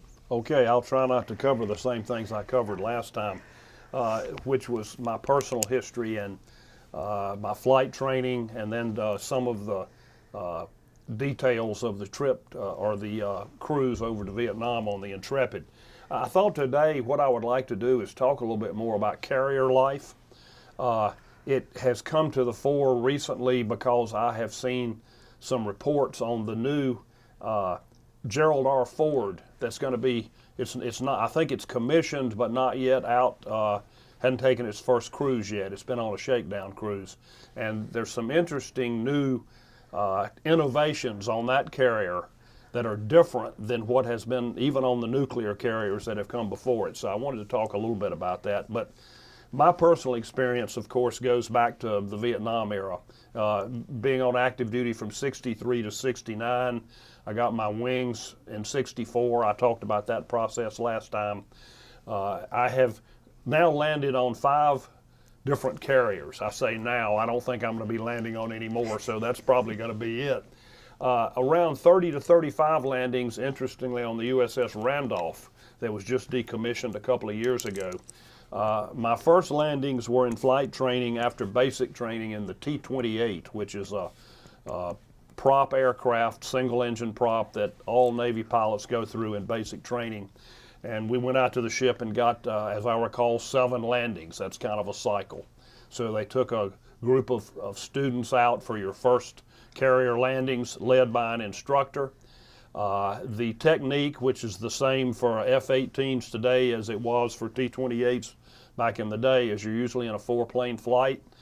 You come over at 1,500 to 2,000 feet, depending on the carrier, in a 4-plane formation with each one staggered, and you take a left brake when you get over the bridge, and it's usually a 5-second interval, 1,001, 1,002, right on up through 5, and each person breaks off.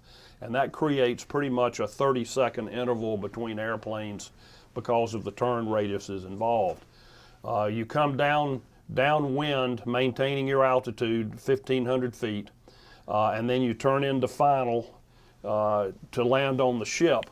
And on the stern of the ship, of course, on the back end of the ship are 4 wires. Just about all ships have 4 wires from the oldest to the newest. And it's a 3-wire you're going after, but it gives you a couple to catch if you touch down a little short, and one more if it skips over the third wire, you can pick up the fourth wire. There is something called a bolter that you may have heard of, and it is the very reason that when you land on a carrier, as soon as your wheels touch the deck, you go to 100% power. In case you miss the wires and have what's called a bolter, you'll have power on and you can take back off and come back around again. So if you're ever watching a reenactment or an actual documentary of carrier landings, you'll see that the planes always go to 100% power. And it's not just because the jolt makes you do it, although it does tend to throw the throttle forward. That's what you're supposed to do. And as soon as you feel that tug with the tail hook, you come back on your power, and there will be somebody standing there on the flight deck to taxi you out of the wires, and you add the power back on and taxi back up to the front of the ship. The modern carriers are all angled decks, which is configured like this. The Intrepid, I mentioned before, in the Second World War had a straight deck. After the war, they put it back in for a year and redid the whole ship and modernized it and put on an angled deck. And the reason for that is the catapults can go off this way and the landings can occur at the same time on this part of the ship, so it can be a simultaneous operation. I'll talk about the catapults a little bit more in a minute. But as you're coming around on the final, every plane, of course, has a little different airspeed. The A-1 was 105 landing speed. The A-4 is like 122. One of the other planes I flew, the F-9, as I recall, is about 120. So the jets are a little bit faster, but not that much faster, because as you come into turn on final, you're going to lower your landing gear and your flaps and get into the configuration for landing, and lower your tail hook, which is hydraulically controlled, just like your landing gear are. So when you roll out on the final landing pattern, you're going to be about a mile after the ship, and you're going to be at your proper airspeed and your proper angle for landing. The good thing about landing on a carrier that makes it easier is that it's always facing right into the wind. Now, you may have gusty winds that might blow you off a little bit to one side or the other, but normally it's right down the flight deck. So that means you can land on the center line, and you don't have to. You see these pictures of planes on airfields, even airliners, who have to come in on a crosswind. They have to come in like this and then straighten out to land right at the last minute. But on a carrier, you have the advantage of being right into the wind, 30 knots of wind right down the deck. So that helps. There is a gentleman on the back who is a pilot himself called the landing signal officer.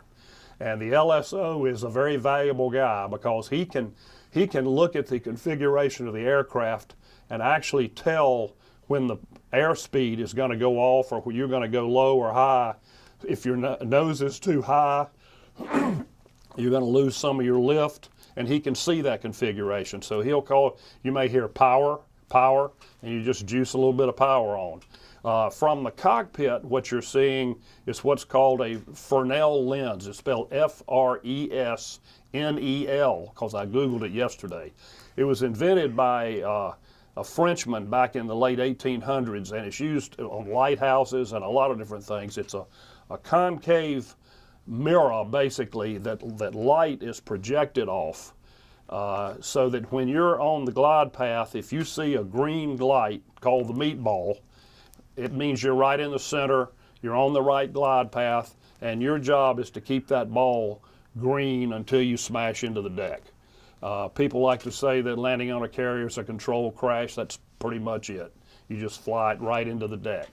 If you see a yellow ball, it means that it's gone up a little bit and you're a little bit high in the airplane, and you have to control it by taking some power off and dipping your nose slightly. But you need to be within 2 knots of your optimum landing speed, or it's going to mess up your configuration. It might even be to the point where your configuration is so far nose forward that the tail hook might skip over the wires and create a bolter. So, you need to be in that perfect configuration when you come down. The dangerous one is when you see the red ball. That means you're low. You're in danger of a ramp strike. You've heard the term ramp strike. Nobody wants a ramp strike. I never saw one in 6 years of carrier flying, but I've seen a lot of pictures of them, and they're, obviously, you're going to break the tail off your airplane, and you're probably not going to catch a wire, and you're probably going to go skidding off the deck into the ocean. So if that ball starts getting red, you're going to be hearing the LSO yelling, power, power, power, and that happens at the same time you see the meatball go low. So that's when that's the dangerous situation. Obviously, the tendency is to be a little bit high, but every carrier landing is graded. You've got people watching you all the way from the captain of the ship up on the bridge, probably 150 people looking at you on cameras from the various ready rooms. So you have to perform. And you get back to the ready room, the LSO comes down after the recovery and gives you a grade. And what you want is an OK 3-wire. You don't get an A+, you just get an OK 3-wire. Or maybe a little low in the middle, needed to add, he'll write down for every landing exactly what your landing was like. And your goal, obviously, is the OK 3-wire. So that's coming aboard. Once you land and your tail hook goes up, the wire will fall off of it, and they'll taxi you forward. The A-1 actually had folding wings, and so that you could park more of them on the bow of the ship. And we would put the power on, pull out of the wires, hit the wing fold mechanism, and the wings would come up so that when we taxied up to the stern of the ship to be parked and have the chocks go under the wheels and to have it tied down, we took up as little space as possible. The interval needs to be 30 seconds. If it's 32 seconds, you're screwing up the guys behind you. If it's only 28 seconds, the guy ahead of you might not be out of the wires yet. And it messes up the whole scene, obviously, because you have to wave the guy off behind you. To make it happen, it's got to be just like clockwork, right on time, right on airspeed. It's the most precise flying that there is. Do you remember your first landing? Oh, believe me, I do. Tell us It was about in the it. T-28. It's a powerful little single-seat prop airplane, but of course, it's quite a thrill. And once you get out there and you're in the pattern, you're thinking about what you're doing. But once you touch down and catch that first wire, it's quite an accomplishment. And then what you normally do is you taxi out of the wires. When you're out there carqualing, they call it, carrier qualifications, and you'll pull up onto the catapult, and they will shoot you back off again while the next guy's landing, and you just continue in the pattern for 7 landings, which is kind of a cycle. And then they'll catch you, and you get to get out of the airplane, walk around on the flight deck, kind of absorb the environment. And that's what your first time aboard is like.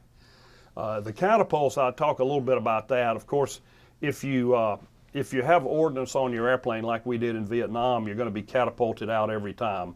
I mentioned that the Skyraiders could actually do a deck run with no ordnance on the airplane from the back of the ship and take off from the ship without a catapult. I've done that before.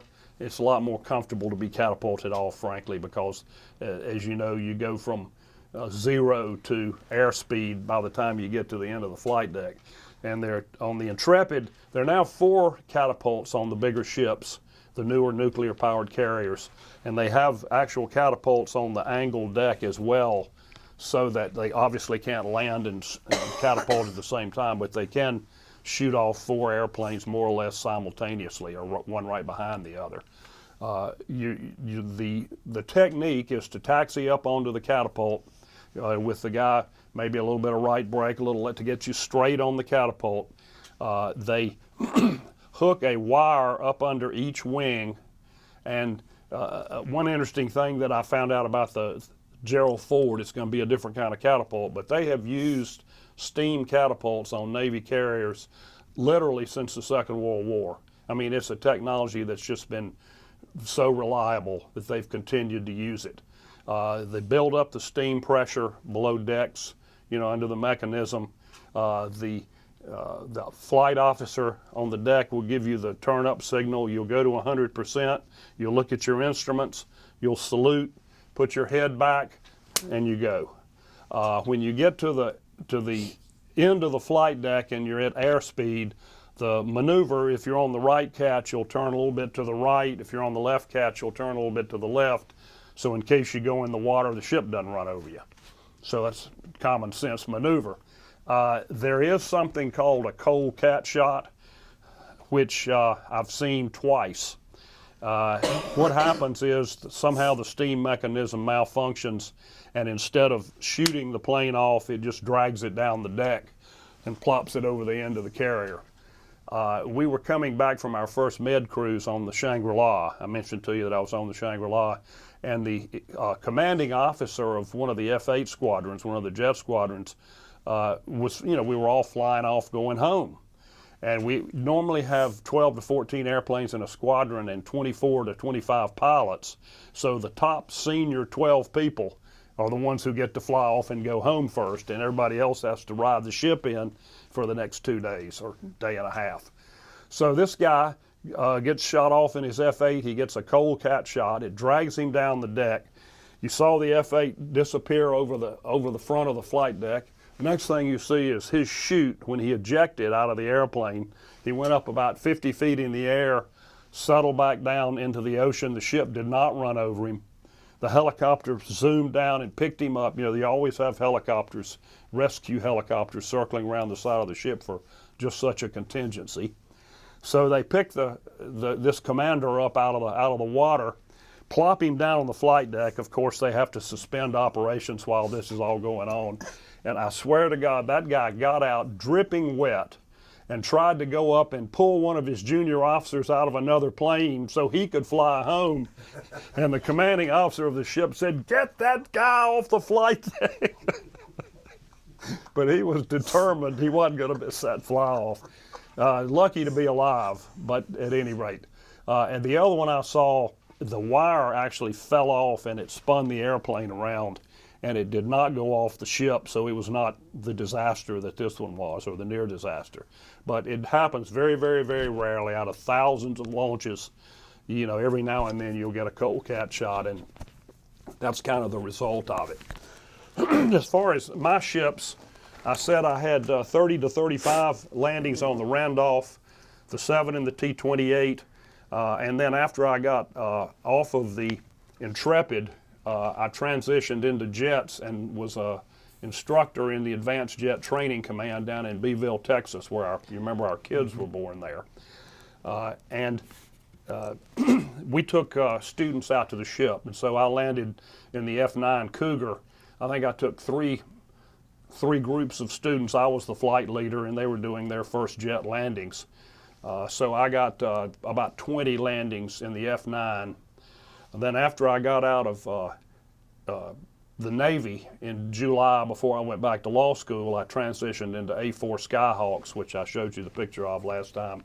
And they were also jets. And I flew them out of NAS Norfolk.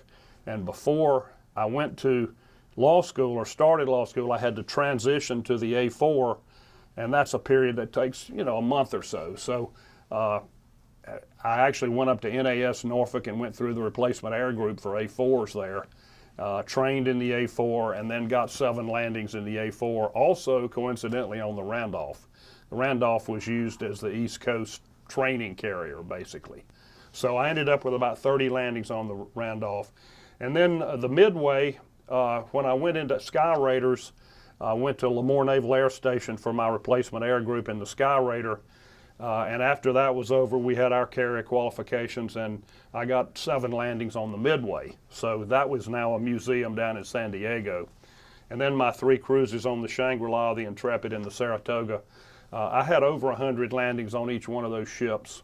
And they keep up with it. The Navy keeps up with everything. And you may not even realize it, but you come toward the end of the cruise, you come in for your 100th landing, and they come up on the 1MC and say, "Lieutenant Sherrill is making his 100th landing today on the USS, whatever it is." So I ended up with just about 350 carrier landings total. 20 some of them in jets, and the rest of them in the Skyraider and the T-28. Let's see, that pretty much, oh yes, I was going to talk a little bit about the new carrier, the Gerald R. Ford.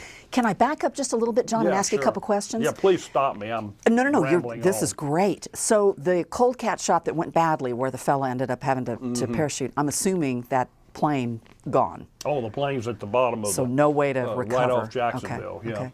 And then what was your pre-flight routine? Did you inspect the aircraft before you got in line to? That's a good question. The planes were inspected by the plane captains. There was a plane captain assigned to each plane who, it was his baby. He was a junior enlisted man, but, there's an interesting story about that I'll tell you in a minute. But they would keep the plane, so, and keep it pre-flighted. If they found something wrong with it, an oil leak or whatever, they would report it. So by the time we got there, supposedly the plane was ready to take off. And our pre-flight routine, we would meet in the ready room an hour ahead of time and be briefed on what we were going to do on the flight. Normally 4 plane flights, either the intelligence officer, which I know your husband was, or another pilot would come in and tell us what we were going to be doing on that flight. If it was in Vietnam, the mission would be described and where we were going, and they would show us on the maps and, what was going on.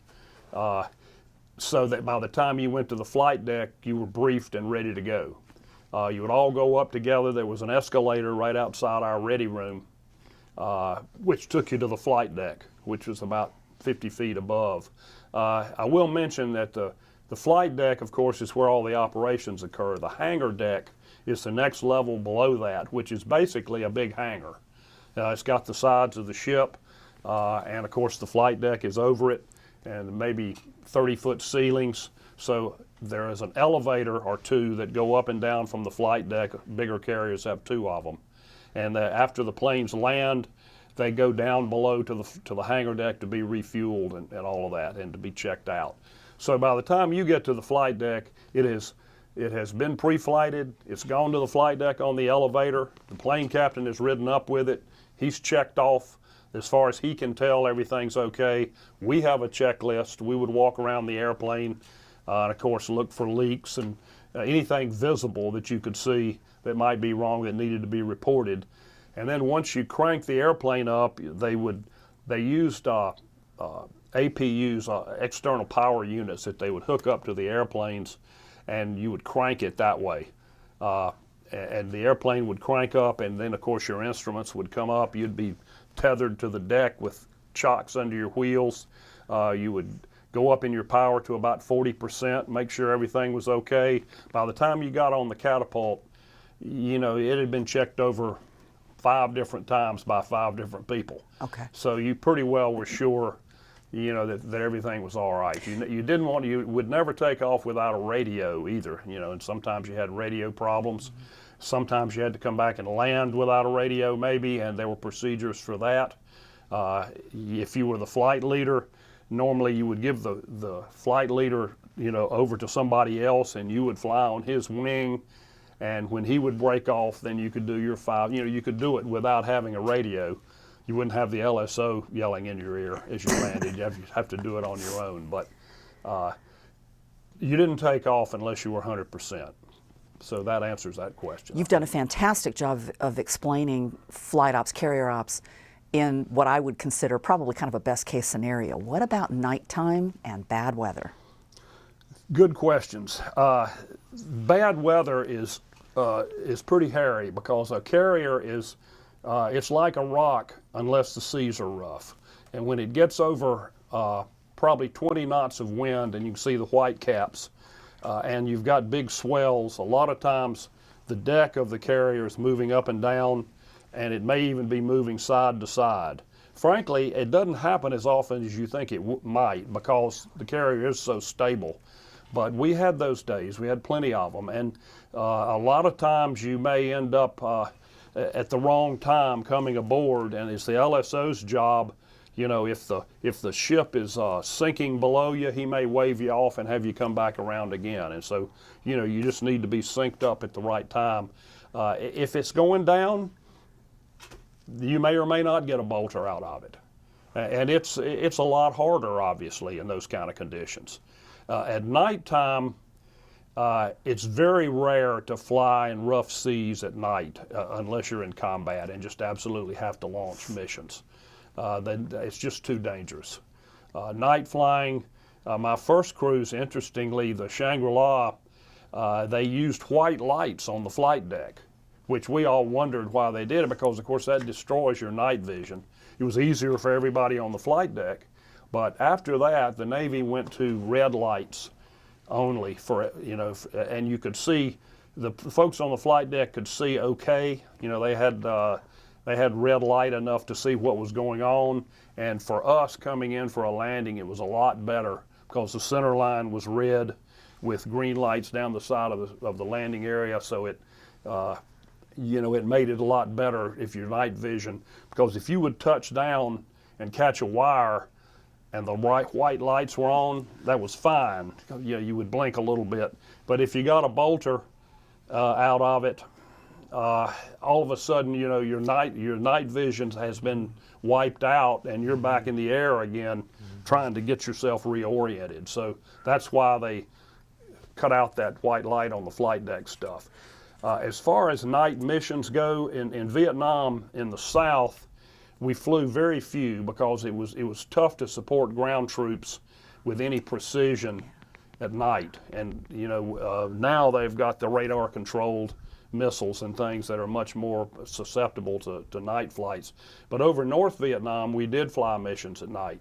And it's the only country I've ever flown over with no lights.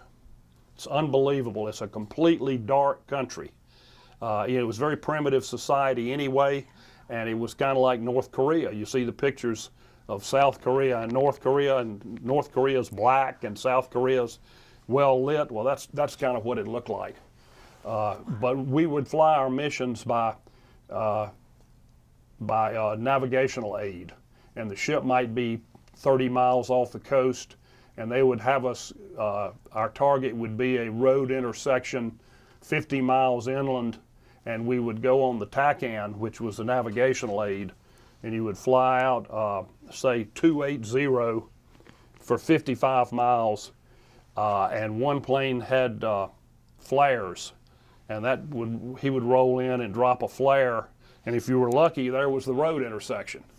I don't need to tell you that it wasn't always down there. So the night missions in the north I don't think they were very effective, but what was going on was the Ho Chi Minh Trail was heavily utilized at night, as the trucks that had the weapons that they were taking into South Vietnam would travel without lights on those jungle roads. I don't know how they did it. I'm sure they had a lot of time in a ditch, but it didn't make it easy for us to interdict the traffic at night. And the only reason that we could figure that we even flew night missions was just as a deterrent, you know, so they knew they weren't going to be completely, they weren't going to get away with it completely.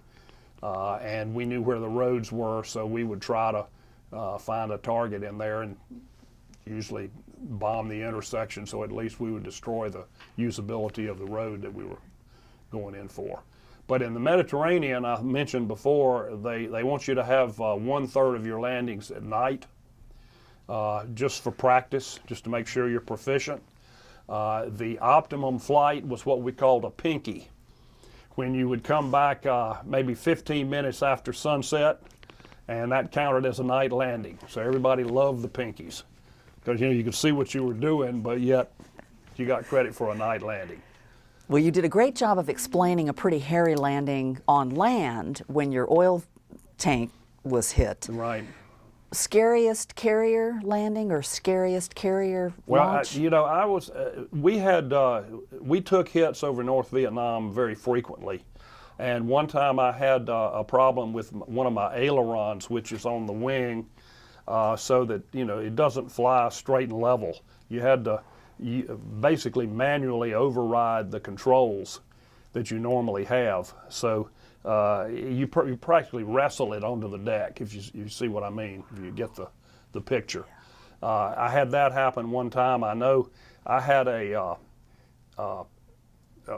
man in my squadron who was my wingman, and Tom Hines, and he would get vertigo very badly. In the Mediterranean on our first cruise, we just quit having him fly at night. And you know, we didn't want him to have to turn his wings in, basically. But in Vietnam, you know, everybody had to fly the missions. And so we were out one night, and Tom got vertigo, and I had to bring him back to the carrier on my wing and take him down, because he was completely disoriented, and the only thing he could do was to fly formation on me. I mean, he just stay. That's the only focus that he could really make with his brain going around in circles.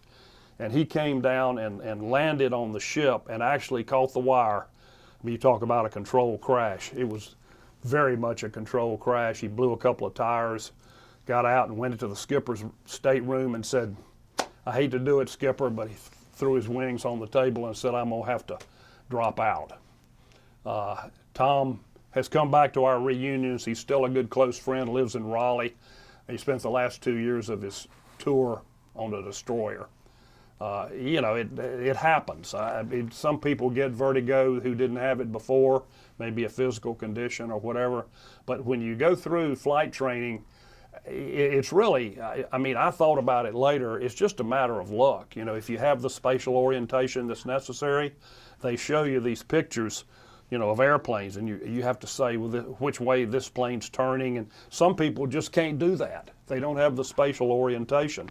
And so, they don't make it through flight training simply because of that one physical trait, or maybe their vision is not perfect. So, you have to pass your physical every year. And we had a couple of lieutenant commanders who were flying with glasses.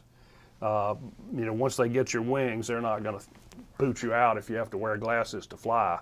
They put too much money in you. So these guys were actually wearing glasses, reading, or visual glasses for the last couple of years of their career. You very rarely land on a carrier past 40. The commanders of the air group, CAG we call him, air group commander, would be 41, 42 years old. And that was pretty much the skippers of the squadrons were in their late 30s.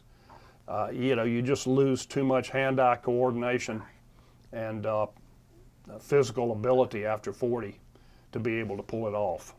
Wow. Incredible. I heard somebody describe it one time as landing on a postage stamp in the middle of the ocean that's leaping and turning. Yeah, as you get closer and closer, it's a little bit bigger than a postage stamp. Thank goodness. Let me see if I had anything else I wanted. Oh, I didn't mention, I don't think, the Gerald R. Ford. I wanted to talk about that just a little bit. They have changed the catapult system. It's now electromagnetic. I don't know exactly what that means, but it's no longer the old steam catapult. It's some kind of electromagnetic, much more reliable, supposedly. And so that's going to be a whole new system. The radar and the technology is obviously vastly upgraded on this ship, and they also have the ability to land hands-off, supposedly. I mentioned before that my son's roommate at Auburn is now Admiral Kenley, who's the head of the Navy's F-18 program. And he said, none of us would fly that thing in hands-off. We just wouldn't do it. You don't trust it. But that technology's out there, and I guess they'll start using it, so we'll see. But I can't wait till the Ford actually gets underway, because it'll be quite a thing to see. Wow. It's a nuclear carrier itself, but it is by far the most advanced ever put out. And one other thing I'll mention that Admiral Kenley told me, I had dinner with him and my son in D.C. About a year ago, and he was talking about the heads-up display that they now have on their visors, on their helmets. In our day, our gun sights, when you flipped on the gun sight, it projected onto the windshield, and it was almost manual. You would roll in and put it on the target, and you knew where you had to do when you pickled your bomb off to make it hit the target. Now they have it on their visors, and it's, they can change it around. They can fire missiles that'll go sideways. The technology is just so much more advanced now than it was in my day. But that's not surprising. Okay, that's, unless you have some other questions, that's what I thought I wanted to talk about on the... I do kind of have one, if you've got a minute. Yeah, no. We talked a little bit about the Six-Day War, and we talked a little bit about the attack on the Liberty, but I'm not sure that we really talked much about what was your day-to-day, I know it was a brief war, what was your day-to-day ops like during the Six-Day War? Did you do a lot of flying? No, well, interesting. They catapulted off one Skyraider per watch every 4 hours to go over and make sure the Russian fleet wasn't doing anything. Because you remember I mentioned that the Russians were anchored on one end of Crete and we were anchored on the west end of Crete with the Enterprise and the Saratoga and a bunch of destroyers. And we just sat there for 6 days. Well, until the Liberty incident came up. And that was 4 days into the war. And we were launched off and got halfway to the Liberty. And they realized the Israelis had attacked it by mistake, and they diverted us to Crete, where you were stationed, to Subic Bay. I mean to Heraklion there, the NATO base on Crete. But during the day, we had flights manned, ready to take off in case it was necessary. And then when the Liberty was attacked, of course, we had, every squadron had 4 planes at the ready, and I just happened to be in the flight that got launched off before the whole thing was scrubbed. Gotcha. So that's what was going on. It was nothing really. I mean, we were sitting there trying to stay out of the war. Okay. Anything else you want to share about carrier life? Food, well, yeah, leisure? if you go to the Intrepid, you can get a real good feel for it. The staterooms, we had what we call JO bunk rooms, junior officer bunk rooms, and there were 4 bunks in there. We only had 3. You remember one of my roommates shot a MiG down. I showed you his picture, Tom Patton. The other one was Charlie Conackle, whose last name's hard to spell. He was shot down over North Vietnam. Our room was the poker room. My wife told me I should mention that. We had before we went on the cruise, we got a mess deck table. They're about 5 feet long and maybe 3 feet wide. Put some green felt on it, fastened it on there, and put it up against the bulkhead in our stateroom. So if you weren't flying at night, you came to our room and played poker. We were one of the few, the JO bunk rooms had enough room in them to set the table up. So we had the old reel-to-reel music, that we could play. We had a Kingston Trio and all the songs that the groups that we liked that we played while we were playing poker. We tried it first with an old, big record. What do you call those things? That LP, yeah. LPs. But the Catapults did a job on that, as you can imagine. So we gave up on that pretty quick because the Cats were right over our head, where our stateroom was under the flight deck and up in the bow area of the ship. So carrier life, the ward room, we got good food. We had good food on the ship. The officers ate in there, and the pilots, we could eat in our flight suits, before we flew. You probably don't realize this, but there are 2 crews on a carrier. There's the ship's crew that's on there all the time and stays there. And then when you go on a cruise, the air group comes in, with the squadrons. In our case, there were 4 squadrons, 2 A-1, 2 A-4, and we came aboard, and we have about 2,500 people to support all those airplanes. So it went from 3,000 to almost 6,000 people when the air group was on board and you were underway. Yeah. You have to learn your way around those ships. But the Saratoga was bigger. The newer ships are about 175 feet longer than the Intrepid. It was 873 feet to be precise. And the new carriers are 1,080 or something like that. So they're about 200 feet longer. And they have maybe 400 or 500 more people on board when you have a full complement. So they are bigger, but it's the same thing as it always has been. I've taken cruises, on the newer ships, and it's all new and shiny, and everything's air conditioned now. But it's still the same world, which I find really interesting. 50 years later, it's still the same world. You've got one picture there that I think we forgot to take out. Okay. You had a another unfortunate landing. Oh yeah, well, a couple of things I'll mention. These are 3 Skyraiders getting ready to taxi up to the Catapult. This is a picture of the flight deck crewman hooking the wire underneath the plane that's gonna, that you use to shoot you down the deck. And here's the plane going up to 100% power with this guy has just given you the salute, or you've given him the salute, and he's done the 2 fingers, and the plane is getting ready to momentarily go down the flight deck. The pictures you were talking about were our executive officer, Leo Cook, took some hits over North Vietnam, and it damaged his hydraulic system to the point that his tail hook and his gear wouldn't come down, his landing gear wouldn't come down. So he had to fly the plane in at a much higher airspeed because, with your gear and flaps down, you can go to the lower configuration. So he probably came aboard at 130 knots. And they put up the barricade, which Leo had to fly into. And there he is. It obviously didn't do much for the airplane engine, but they changed the engine, and we were flying that airplane again 3 or 4 days later. And here's Leo scrambling out of the cockpit just in case it might catch on fire. He wants to get away from it, which is understandable, and they're helping him out, climbing in the other side. You can see the firemen there with their asbestos suits on coming in the other side of the airplane. So that was quite an experience for Leo and for all of us who were watching. When something like this happens, you know it's coming. And if you're in your stateroom, you're going to make it to the ready room if you have time, because you can watch it on the camera.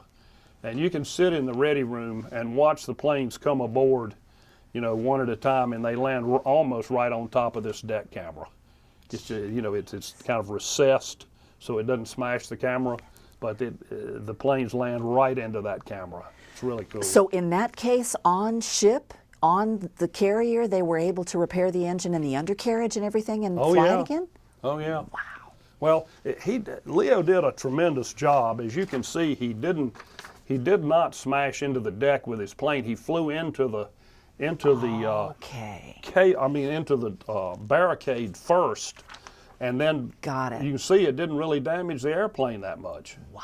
Now it did obviously stop the prop and ruin the engine. So they had, but you could change an engine on that ship.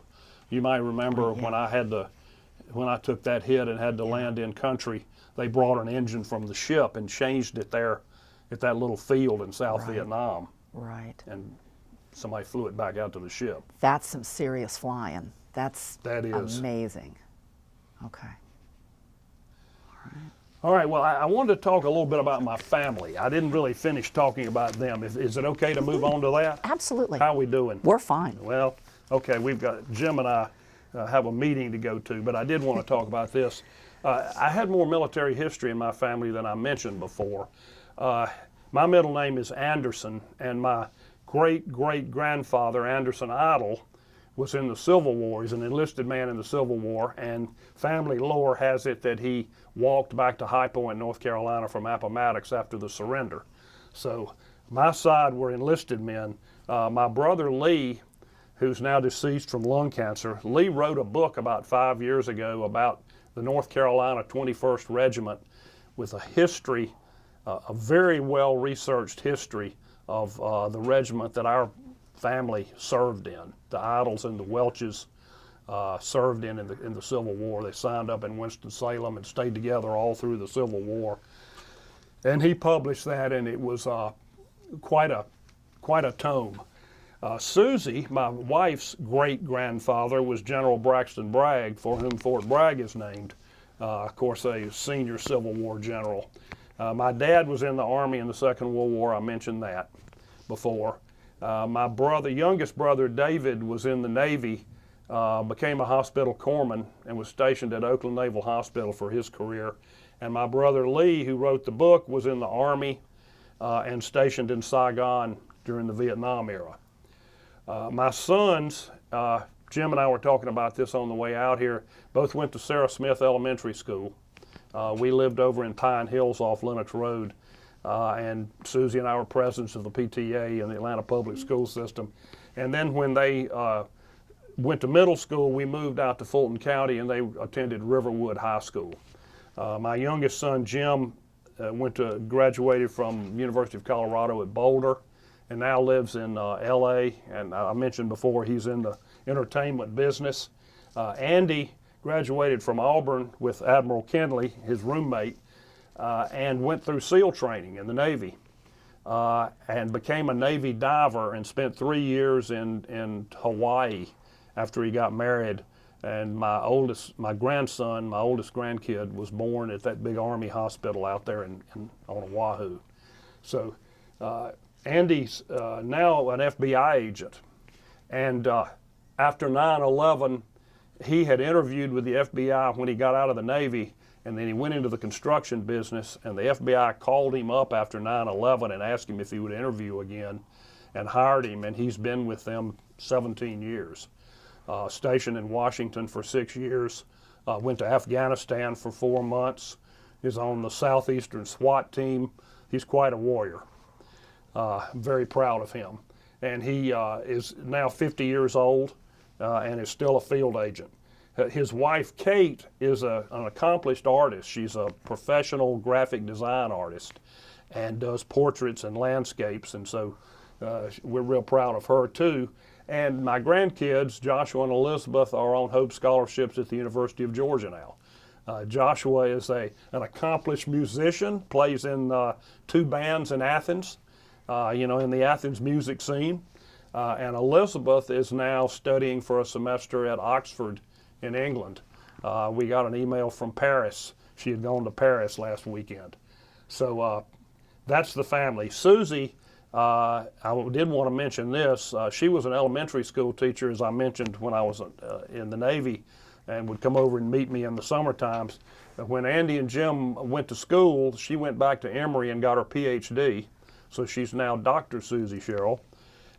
Became in psychology and religion, and became a counselor at Skyland Trail Mental Health Center over in DeKalb County. Worked there for 15 years, working as an art therapist with very seriously ill mental patients and mental clients. And she retired about 5 years ago and is now writing a book with her sister about their family history and her sister's adventures in India. So that's my family, and I'm real proud of them, and I did want to cover who they are and what they're doing. Well, I'm glad you did. Thank you for doing that, and thank you so much for giving us a detailed look at carrier ops. That's an aspect, like we mentioned, an aspect I think that a lot of people are not very aware. Well, I don't think I went into enough detail last time, and I thought it would be interesting. Well, truth be told, we could spend days. I could spend days listening to you. This has been fantastic, and I want to thank you for your service, and thank you for giving us more detail on your family. What an incredible legacy that you and Susie have, and your children and your grandchildren. That's just fantastic. Totally agree. So thank you. Thank you, Sue. both for your service, and thank you for coming in. Okay, you stay put.